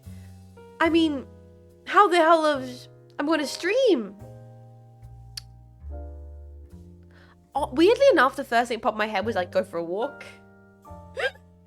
Weirdly enough, the first thing that popped in my head was like, go for a walk. I don't know, just go out in public and be invisible. But I was like, I kind of do that anyway. I wear like all beige, I have my headphones on. I kind of do that normally. Like I try and treat myself going out for walks in public like I'm invisible for the most part anyway. So that's a boring ass question. My second thought was like, break into something, steal something. Like I don't My first thought was go for a walk in it. My second thought was steal something.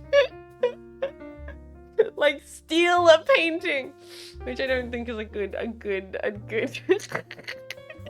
go for a walk, do some crime. Yeah, that's kind of what my brain went to. That's kind of what I was thinking. Maybe like get somewhere which would be cool to be a fly on the wall. Like go to a big concert and walk behind stage and like just be there as the chaos is happening, you know? Like go to like a massive, humongous, like big concert, and obviously it's like a massive safety violation, but stand on the wings and just kind of watch the chaos happen of like a stage show. As all the people running backstage and getting the lighting and stuff, setups done. Like that could be cool. That would be cool because you're completely invisible, so you're not in any, like, you just like kind of fly on the wall watching something crazy like that happen. But from a perspective you don't normally get, I would try and go to places where you would get a perspective you're not normally able to see. That's what I would do. Yeah. Hi there, people. How are you doing? Yeah, how do you fix your hair if you're invisible? My hair's a mess recently. I probably need to get a haircut soon, so I do not mind about my hair being a mess. One question is, you don't reduce your spin biking? Yes, I do actually. This question's asking if I have to reduce spin biking due to my health checkups. Yes, I am not allowed to do intensive exercise for quite a while at the moment, which is unfortunate actually. I've been doing lots of stretches, but it genuinely has been, I think it's been affecting my mental a little bit as well. I think it's been affecting my blues because I've not been doing my regular cardio, which became like such a part of my routine. Really good for the brain juices, listening to music, watching a movie. So that has kind of, been affecting my brain a little bit. What are some of your favorite Twitch channel emotes that aren't your own? Well, let me check. Hanya's adorable. Love Lottie ones, like by Cleo's. I love Cleo's Lottie one. I love the Wobby Gang's the Wobby Gang Cozy is adorable. Hackling has incredible emotes. I fucking love Hackling's emotes. Oh my god. Yeah, I think I'm so biased. I just answered Vishayon. Froggy, Sanuki. Froggy and Sanuki have incredible emotes as well.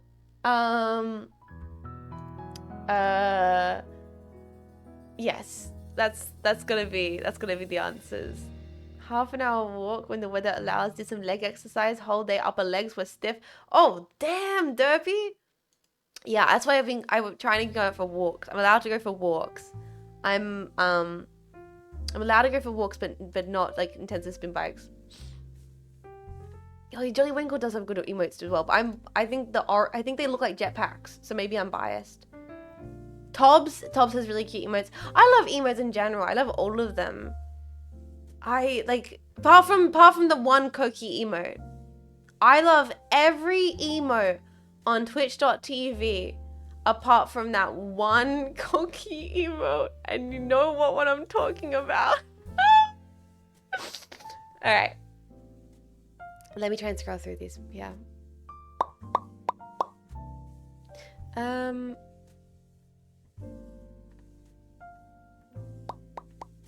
If you're a character in a video game, what character you'd be? Probably a side character. Please list the members of Vishayon in the order of who would you eat if the need would arose. Marco, Cleo, then Hannah. Just on like the amount of nutrients I'd get from them.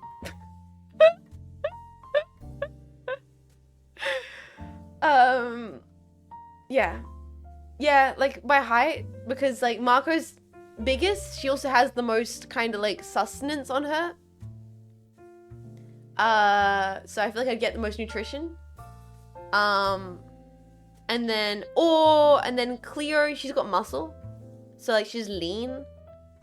And then like Hanya, she's like, well, it's a tiny, she's like a bite size, like a chicken nugget. So she's like the final like after dinner snack.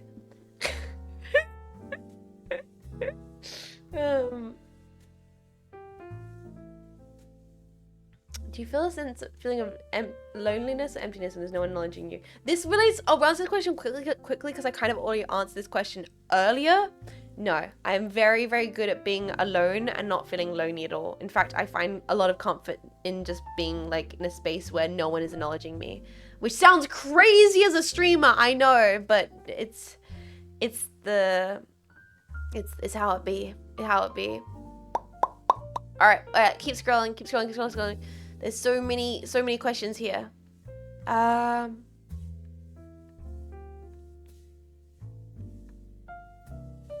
Any book recommendations? I'm trying to become more well-read. The jocks at the library won't stop making fun of me. Slaughterhouse-5 by Kurt Vonnegut. Everybody should read Slaughterhouse-5 by Kurt Vonnegut. It is such an incredible book. It is so easy to read. It's got a little bit of historic stuff. It's got a little bit of sci-fi. It's got a little bit for everybody.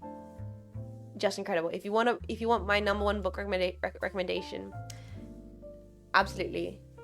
That's like the people pleaser. If you want the Jets core recommendation, that's a bit more of a niche pull that you might not have expected. I would say Ways of Seeing by John Berger is my Jets core pull.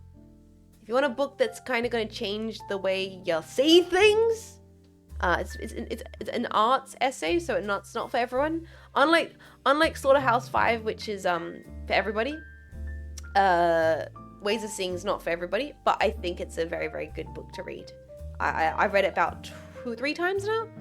It's very easy. It's a very quick read as well. Slaughter, like taking the lambs to slaughter. Slaughterhouse-5 by Kurt Vonnegut, and then Ways of Seeing by John Berger.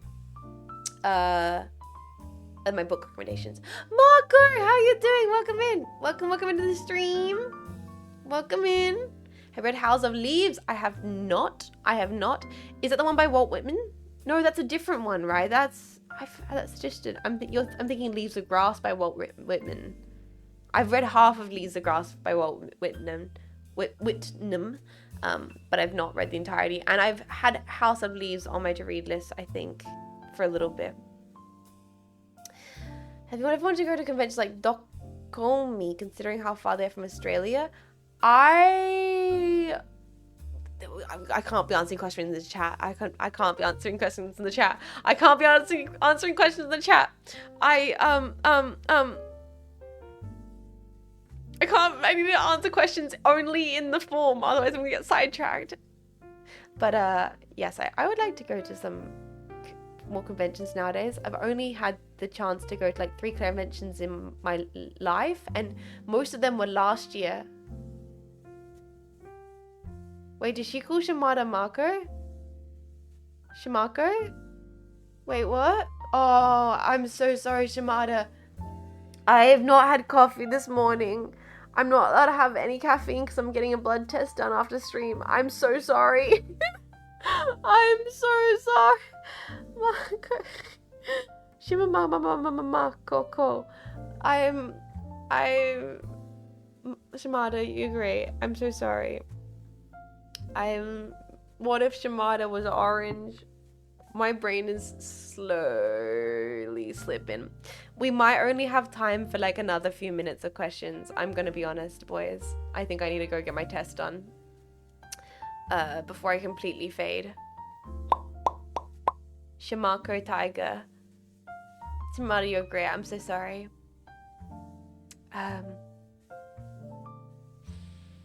What was the question? Book recommendations. Yes. Slaughterhouse-5. Ways of Seeing. Probably my 2 suggestions. That's what I'll say. Scrolling. Ones that I can answer right now, ones that I have the brain capacity, ones that are not. Literally asking me, Jean Faymas, where do you think we will go when we die? And I'm like, why? Chat, please.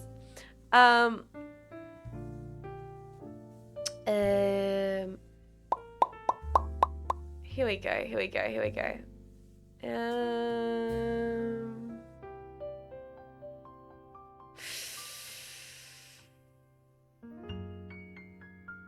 Okay.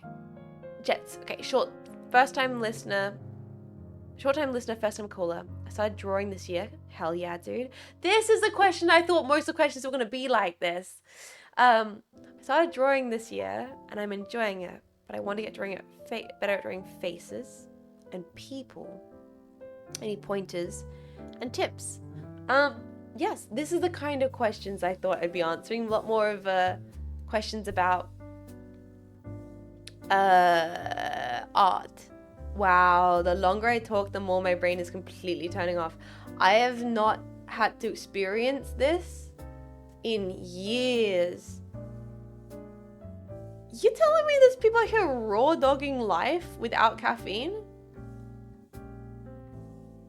Sorry, there are people who wake up and don't have coffee? What the fuck?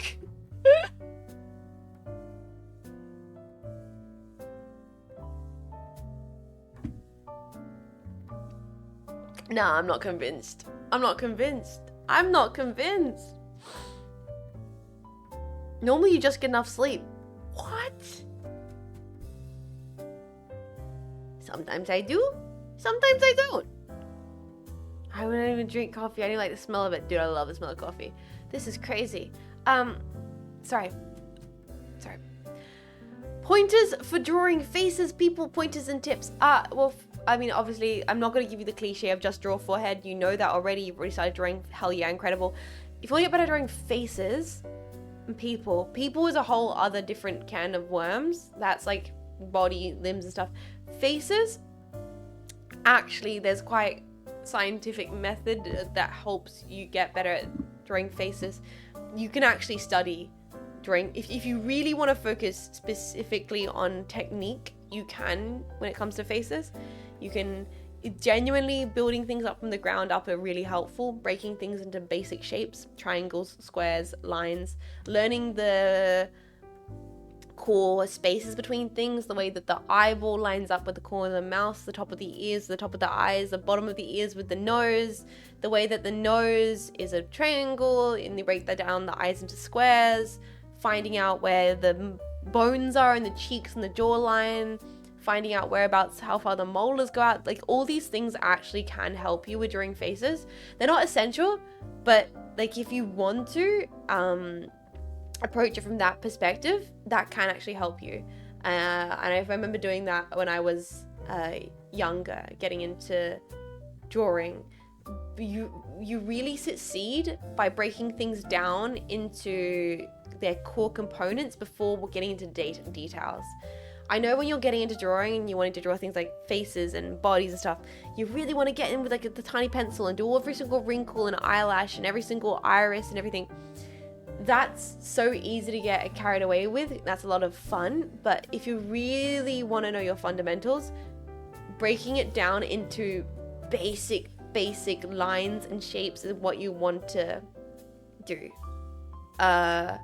So start, like, there's lots of books you can read and stuff like that.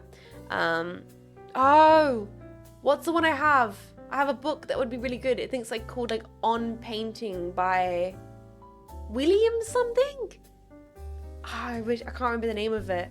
It's like a full essential art painting breakdown. That one's actually his painting one, which gives you a lot of really explicit breakdowns on like what's the difference between a filbert brush, what's the difference between a square tipped brush, when would you normally use it if you were like a master, what's the difference between all your primary white colors, like a zinc white, a titanium white, that kind of stuff. On Painting and Drawing, I think it might be that one, Vladimir. It might be On Painting and Drawing by William something or other. Really good book. Solid read if you genuinely want to know about your fundamentals. William Morris, On Painting and Drawing by William Morris. Yeah, if you care at all, and that's like what you want to know, On Painting and Drawing by William Morris is a great fundamental text that will give you a good kind of overview on not overthinking, because you really want to be underthinking. If that's like how you're approaching it, you want to think less. You want to simplify it all. Practice and Science and Drawing is also a great book. Yes, I never read Practice and Science of Drawing. That was on my to read list, but I did read the entirety of On Painting and Drawing, and that's a real good essential. If you wanted an actual suggestion of where you should start. If your main goal is to like get good at portraiture or get good at drawing faces, and you want to come up from like a clinical perspective, not just like practice. This is not like in regards to like anime art or like expressionistic or digital art. This is like fundamental arts practice. I would recommend Unpacking and Drawing by Morris Williams. Great book. And looking into, if possible, life drawing classes actually are very helpful. And a lot of local galleries and spaces will do them, and you can go to them, and they'll do them for free and everything as well.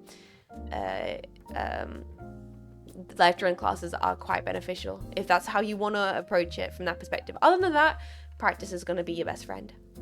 I hope that answered your question. That's the kind of stuff I can answer properly.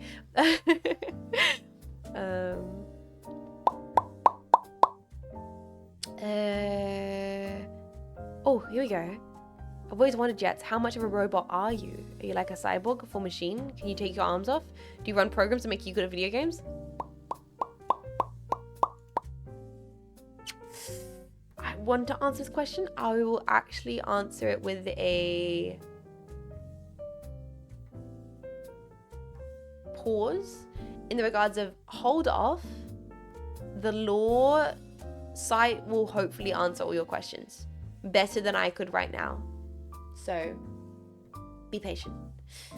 What equipment do you use on your artwork? In what regard? In digital art or in practical, like in traditional art? When I paint oil and gouache. I tend to do undergrounds in gouache, and then I do oil. Digital, I use Clip Studio Paint, and I use an X Pen tablet for my digital art. That's what I do for digital art. Yes, yeah. Sorry, let me keep on scrolling. I might have room for like one or two more questions.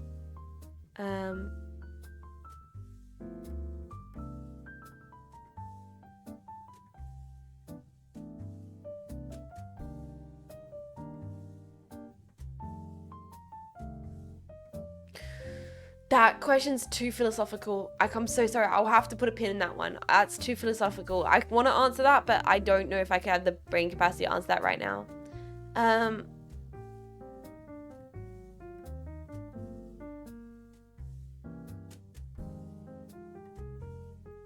Oh, another weird question. Okay, hold on.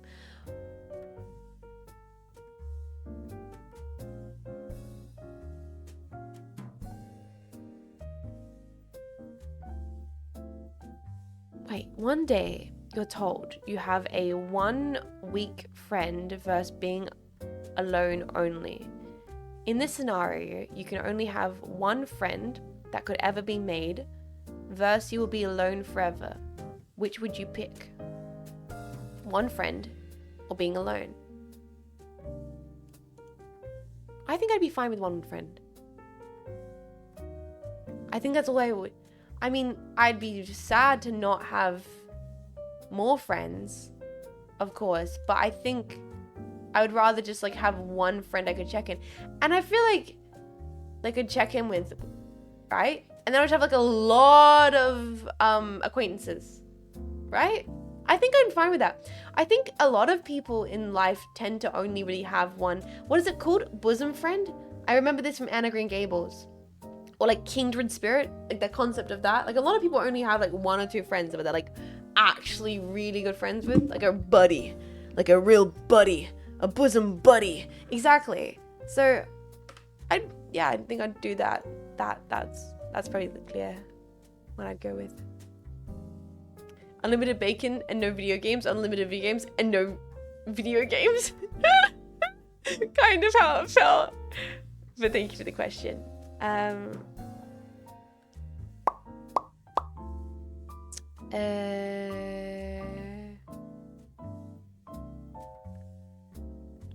Oh god, rapid fire subject: favorite dishes from around the world. Australia, pavlova. Southeast Asia, laksa or pho. Fuck. Japan, curry. China, hot pot. India, Dal? Korma. No. Chickpea dal. No, fuck.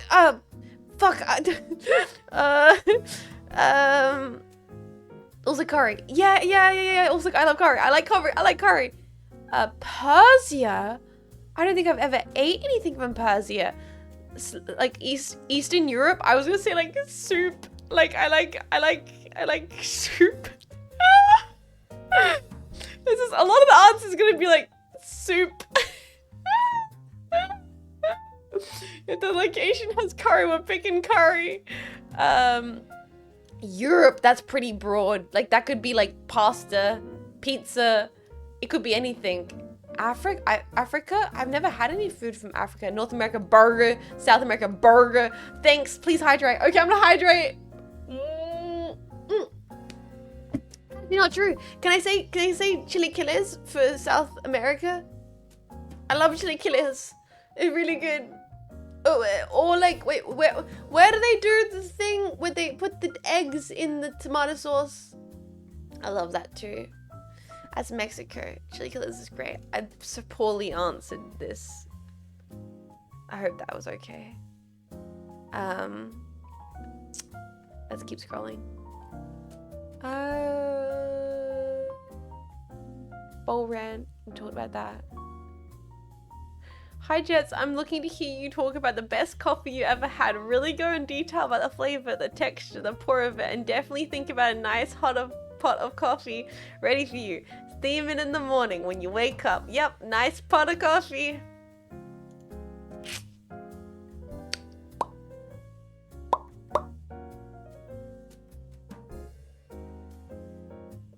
I'll be ending this stream soon, so I hope you're proud of what you've done.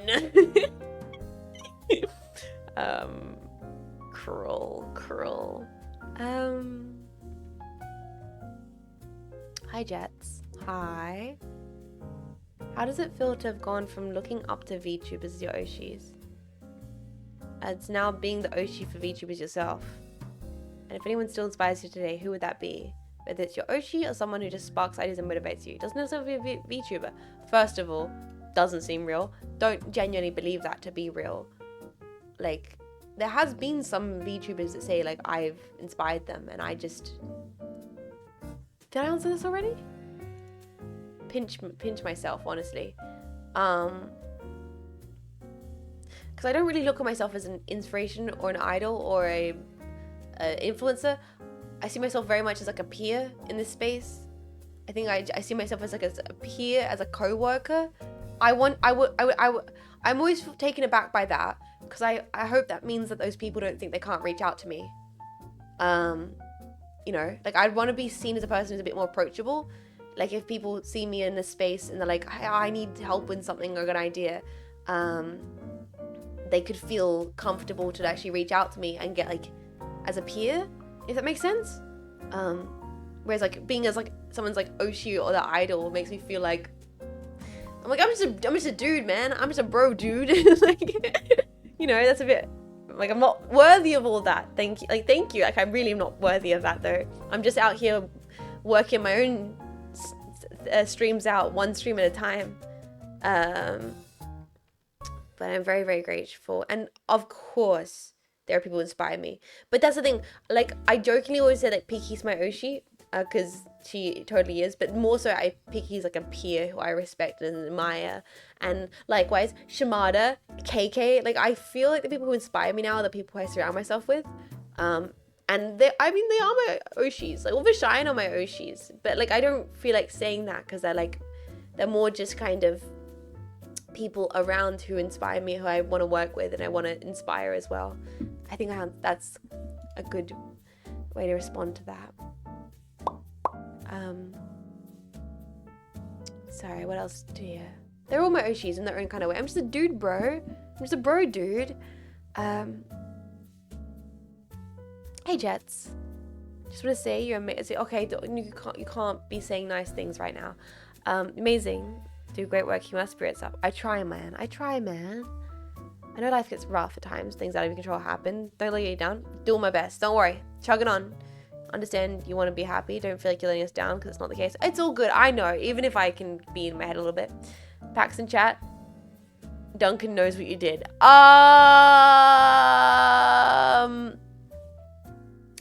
Duncan's fine, actually. Duncan completely survived the travels. I was so worried that Duncan was gonna break. Really was worried. But I triple bubble wrapped him. I triple bubble wrapped him. He's complete, because he's made out of glass. So I was really worried, but he survived it. I hope we can show Duncan on stream again soon. Do you think it's odd that VTuber watchers are mostly men? And VTubers are mostly women? Not at all. Not at all. I think in general, a lot of streamer watchers in general are only men, right? So I think by extension, it makes sense that the audience, you know, of people who watch streams are just gonna be that way. Happy first day back. Thank you, On a Time. How was your stream? Thank you for the raid. Welcome in, raiders. Thank you. Please give some flowers to the wonderful Otter Jetpack. Otter Time, if you gotta head off after your stream, you're a bit tired, that's all good. Take care of yourself. Go save for your community. No pressure, hang around. I am gonna maybe wrap up in a little bit, because my lack of caffeine is catching up with me a bit this morning. But we are answering questions. We're doing the Q&A segment here of the pod. And we're just kind of talking. We're about to get into the questions about like the dynamics between the guys watching the stream and streamers being gals.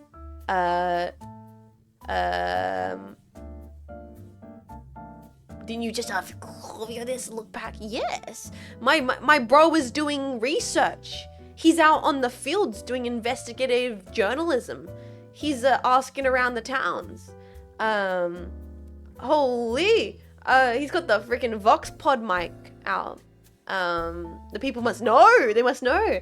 To answer your question though, no, I don't think it's weird. I think it makes sense. I think it's completely makes sense. Large amount of people who watch streamers for ages have been guys. The thing about VTubing is VTubing just makes it so more. I think it's really cool because it's allowed more, you know, chicks, ladies, gals, tomboys, femme gals to be able to be streamers. And also there are like lots of gals who watch streamers more and more these days as well. So it's just kind of like balancing out over time.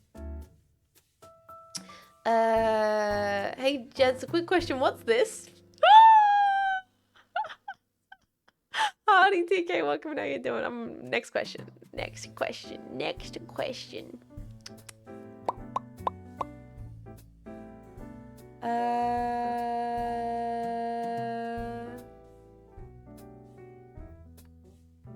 Trying to find questions that I can answer properly.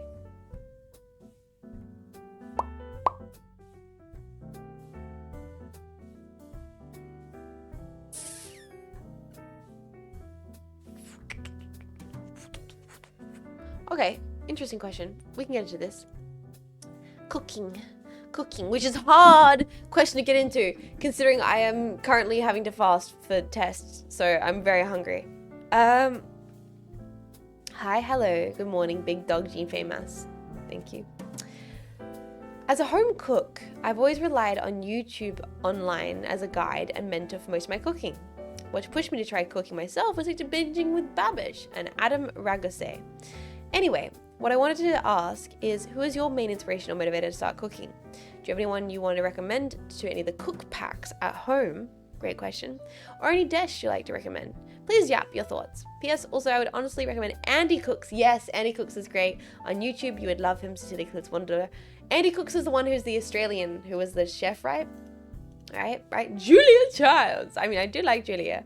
So I should say as well all the time, take care. Thank you again for the raid. Sorry if I jumped over that. Brain is a little scattered because I am a bit uncaffeinated.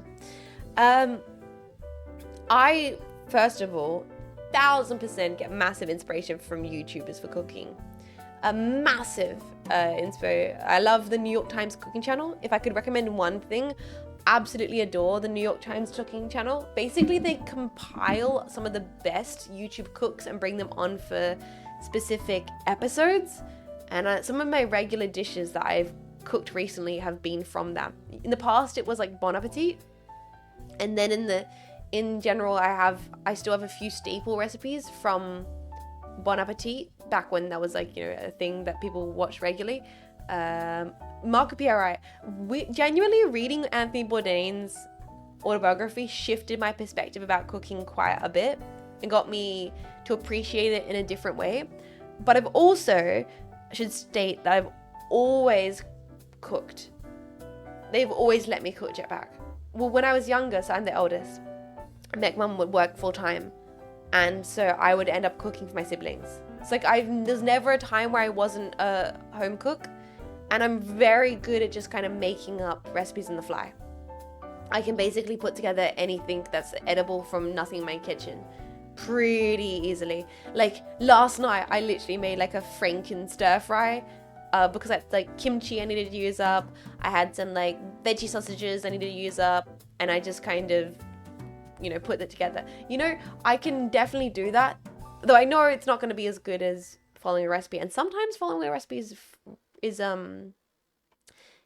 pretty fun, because I feel like when you follow a recipe, you can adjust it. The first time you one thing you need to learn, I think when cooking is like, you have to learn eventually, is when you first try a recipe, it's not gonna be the best version of that recipe. Like a good recipe is something you redo, you come back to, you improve on, you adjust. You go, okay, this is the first time I tried it. Next time I cook it, I think this could be better with this. Unless it's baking's different. But recipes are suggestions, because you realize, like, I kind of want my food more spicy. That's not sweet for me. My area of town, I can't get that specific vegetable, but I think this other vegetable would work better. So it's very easy to get overwhelmed if you try a recipe for the first time and you're new to cooking and you've never done it before and you've got all the ingredients, you cut it all up and it just doesn't taste as good as you think it's going to. Take that. Be like, that didn't taste as good as I thought it was going to. Go, I feel like I know how to make that taste better. And listen to that voice. Saffron, welcome in, Raiders. How you doing? How's the stream? Welcome, Raiders. We are doing the Morning Jets Unpacking pod. We're just talking about cooking. Jetpack are letting me cook. We're talking about what are our favorite YouTube channels to watch for cooking suggestions, and about the process of, you know, being a home cook and learning how to cook. Like I was saying though, in regards to reading Anthony Bourdain, it's shifted my perspective, because I've always cooked growing up from a very young age for my family and stuff, random meals. I think reading Anthony Bourdain and watching stuff about Julia Childs, Marco Pierre Wright, trying things like that, made me think about it more of like home cooking, like actually home cooking, thinking a bit more about what seasoning am I using, fresh herbs, oils, fat, salt, like actually kind of properly considering the flavors rather than just what do I have in the pantry, let me put it together, make it work, you know, like a bit more, okay, I can put a bit of punch to this, bit of focus, bit of flavor combinations, that kind of thing. Got a sous vide has saved my kitchen. Oh, double knot, you sous vide? That's fancy. That's cool, mate. I was going well until my net went down. Oh no, not the net going down. That's the worst streaming curse. I hope your net comes back soon and you're able to get back into streaming. If you do have to head off, that's all good. No pressure hanging around. It's nice to meet you all. My name is Jets. We're talking about cooking. Bongus detected. Spectre, thank you so much for 3 months of support, dude. I really appreciate you supporting the stream. Thank you so kindly. Don't need no chili jam. Oh yeah, don't watch Gordon Ramsay. If you're gonna get into cooking, there's so many other better. Not Gordon Ramsay. Wait. Olive oil. Jamie Olive Oil. Yeah, don't watch Jamie Olive Oil. Don't watch Jamie. I'm sorry. Also, Raiders. Sorry. Raiders. Hi, hello, welcome in. Raiders. I'm not had coffee. I'm not allowed. So Raiders, I'm currently fasting to get blood test done, and I'm not had food or coffee, so I'm a little bit loopy right now. This is the most loopy I've been on stream in a very long time. So yeah, don't watch Jamie Oliver. Watch like there's so many better people to watch. New York Times Test Kitchen is incredible. I think Andy Cooks is great. Who's the other person I really like on New York Times? Prishka on New York Times Test Kitchen has this incredible green, I think it's a chop masala that is so fucking incredible. And I made it once and I have not stopped thinking about it. I think it's Prishka on the New York Times Test Kitchen episode. Absolutely love her chop masala recipe. It's just beautiful, just delicious. Joshua Weissman. I'm conflicted on Joshua Weissman. He's a bit too TikTok for me. I like him. I don't get me wrong. I've sat down and watched an American, a Joshua Weissman video in my time. But it's a bit too zoomer for me sometimes. I just kind of want calm, peaceful. I'm here for the food. I'm here just for the process. It's a bit too much gimmickiness. I actually genuinely want to know how to make the recipe and follow along. American Test Kitchen. Yeah, American Test Kitchen's pretty good. I've watched a couple American Test Kitchen stuff. Who actually has money for olive oil in this economy? Olive oil lasts a long time. It's worth spending a little bit of money on a decent olive oil, right?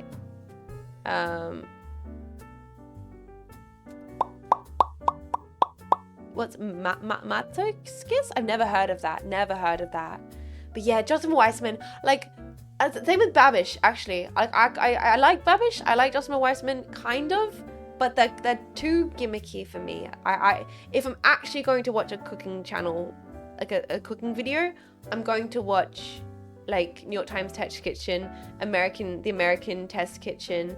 I'm going to watch Marco Pierre White cook. I'm gonna watch old Julia Child's videos. Like, I wouldn't watch Uncle Rogers for cooking content. Uncle Rogers is like entertainment content for me. And this might be Spicy Jet's take, but after you've watched one singular Uncle Roger video, I'm sorry, you've seen them all. I'm so sorry. Bro needs some new freaking jokes. You watch one, you've seen them all. I'm gonna say it. I said it. Max Miller's great, but Max Miller's also like not cooking. I do love Max Miller though. Yes, Kenji Lopez. I was gonna say I love Kenji. Kenji's really, really, really good. Kenji Lopez is a really good suggestion. Thank you, Zoidberg. American Test Kitchen is also really good. Yes, those are all great. Adam Ragase, yes. Food Wishes, yes, that's some good ones. That's some really good ones for sure. He's kind of he's a cooking right now. I wouldn't watch him for cooking content. I've watched his videos and you got a little giggle out of me here and there, but I was like, I've seen one. I kind of have seen them all. There's a difference between cooking entertainment content and actually like cooking content where the main focus is the cooking. And there's videos where the main focus is the content that happens to be about cooking, and there's videos where the main focus is the cooking, and that's the content. It's only so many times I can see Uncle Roger be like, I lifted my knee. I'm like, he put the knee on the chair, ladies and gentlemen. He did the thing. But yeah, no, I do love like tasting history a lot. Most people aren't going to copy a binging and Babas video. Doesn't mean I won't watch a binging and Babas video and enjoy it. I found the best chef. He holds all the utensils. Yeah, the only thing I want to watch cook is the jetpack. Let this jetpack cook. I think I've only watched VTubers reacting to Uncle Roger. Top tier react slop. Yeah, that's a reactception right there.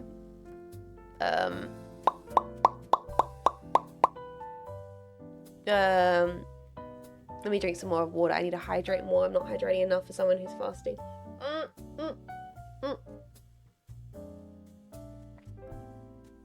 Ellie more towards cooking entertainment type videos. All of my reels are chefs with silly gimmicks here and there. Yeah, whereas I think that's what kind of shifted for me. reading Anthony Bourdain, Martha Pierre White, Julia Childs, I'm less interested in the gimmick of cooking and more in like getting better at it. And I actually want to know more about technique, and I want to know more about process and actual flavor combinations, different methods, like those kind of things I'm a bit more interested in nowadays with my cooking. Because beforehand, I just would throw something together that's like can satiate me and it's fine.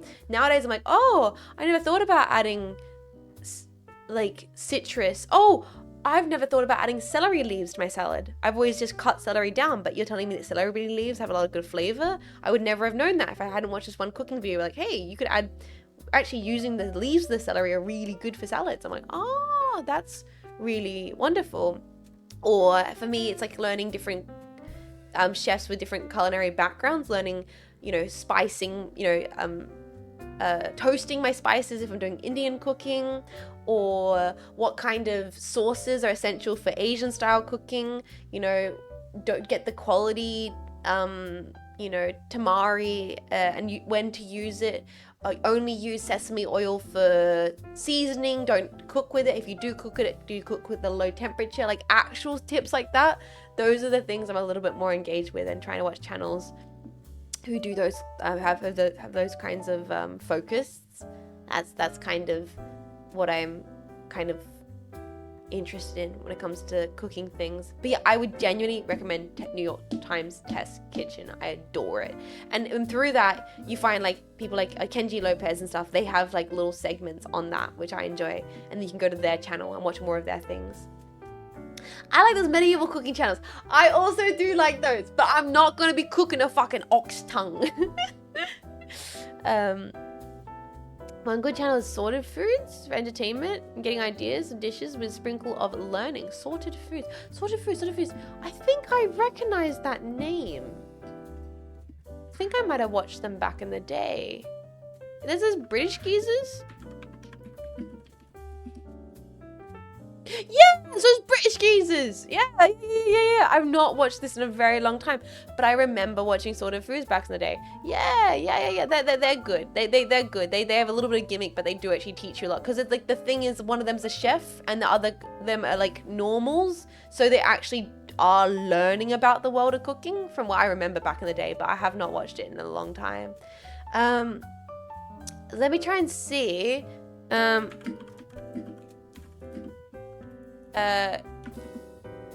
Test Kitchen. New York Times Test Kitchen. So I would say I love the New York Times Test Kitchen because the people they work with, you can then go to their content. So they work with Kenji and Melissa Clark. She's really great. Eric Kim. Like they have like actual like in-house recipe developers and chefs, and they really want to teach you about the food, and they love food, and it's like, oh, amazing. Yeah. Just cooking stream. When would do wonders cooking? We've talked about this. I guess this is like we can start talking about food. I'm gonna feel nauseous. I would love to do a cooking stream. I really would. Kind of, yeah. It's similar to what Bon Appetit was. To me, it's like filled the hole that was left when Bon Appetit kind of fell apart. New York Times Cooking has kind of been the new kind of comfort for me. I would love to do a cooking stream. Unfortunately, my current facility is very dated in regards of it's got a very specific design where it would probably just like it'd risk doxing myself. I would have to get like a cooking studio or something like that to do a cooking stream that's like outside of my space. I would want to. I would want to just cook with you guys in my kitchen, but safety wise, I'd have to like probably have like a studio or something like that. It's covered all in butcher paper. I have to use that kitchen daily. I'd rather not. Yeah, renting a space would maybe be the plan. But that would be less cozy to me. The thing is, like, I would want it to be like a really cozy stream where it's like, hey, you're here in my kitchen and we're making soup and I have all my pots and pans and I can then dork out and geek out and be like, this is the knives I got and this is my bowls and like that. I think it'd be really wholesome. I think it'd be really wholesome to like show you guys all the cool things I like. But yeah, just be like aware that it probably, you know, anyway, my brain's turning off right now. Jet's kitchen stream, we only hear clanging pots and pans. Lot of clanging pots and pans. I'm very loud when I cook. I listen to the music and everything like that. One camera on kitchen table and it's all good. No, like I'd want you guys to have proper camera angles and to like see things properly. During the Devil May Cry pizza stream, you put a frozen pizza in the fridge and later promised us a review of the frozen pizza. What was it like? Completely average. completely average. Yeah, it was all right. It was all right. I ended up putting the garlic bread in my freezer and I forgot about it for multiple days, and then I was like surprised. I was like, oh my gosh, surprise garlic bread that I forgot in my freezer. What a treat. I heated it up in the microwave and it was quite nice. Last cooking cream was good. You can just cook at your desk again. The thing is, that was quite dangerous and I ended up like burning the rice and I felt like I couldn't get it done properly and I was stressed the whole time. I was going to cut vegetables at my desk. I mean, I could do that again. I could cook at my desk again. It's just not the ideal setup. And I would want it to be like super cozy. Someone whose cooking setup I really, really admire is I love,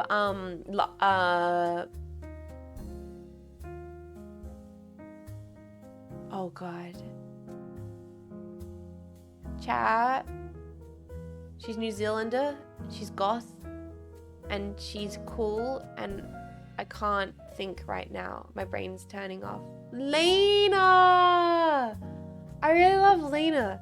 Like, I love that Lena has her whole kitchen there, and she can just walk around, and it's so cozy. And, you know, just like she's hanging out with chat, and it's baking, and the atmosphere is so comfy. Like, I would love that. That'd be incredible. Yeah, that would be so ideal. Lane doesn't care about face reveals. Yeah, but you could do it where the camera is like just cut down. It's like it's a lower angle, so there's nothing you can worry about. Collab with her. Put PA-san with a mask on cam.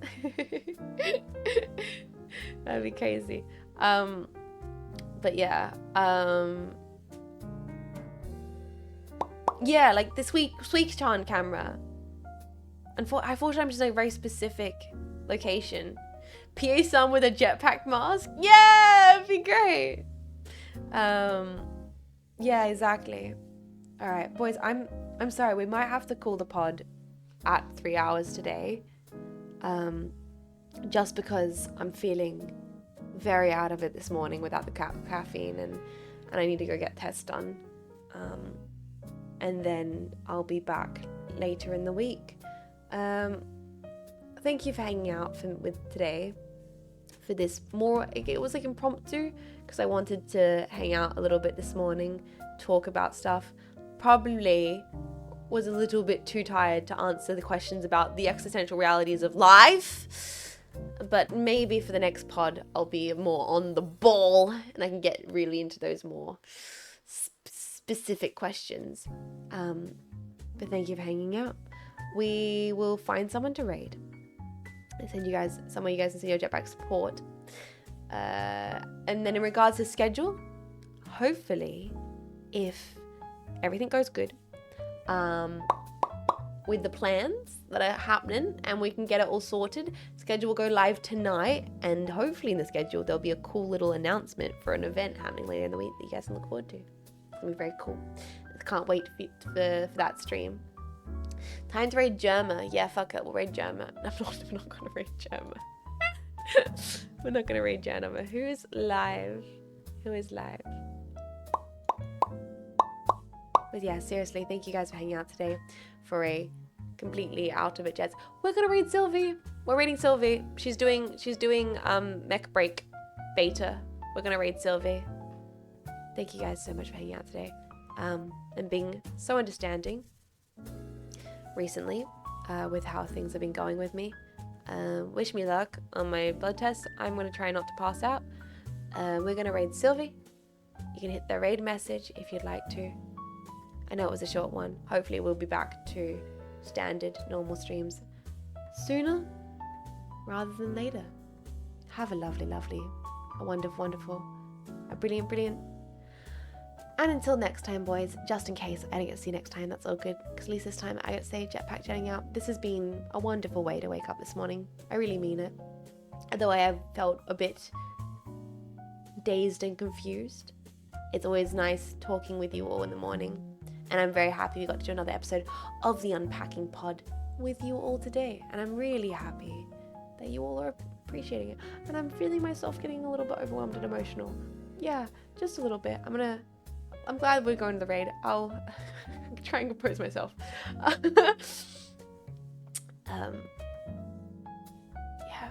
3 really, really, really fun pods in a row. And I've really been liking these little times to decompress with you all. Thank you all. Have a lovely rest of your day. And if I probably won't see you guys tomorrow or the next day, but hopefully it'll be a watch long, and there will be some cool updates soon for you all. I can't wait, some fun streams later in the week. Have a good one. Take care of yourself.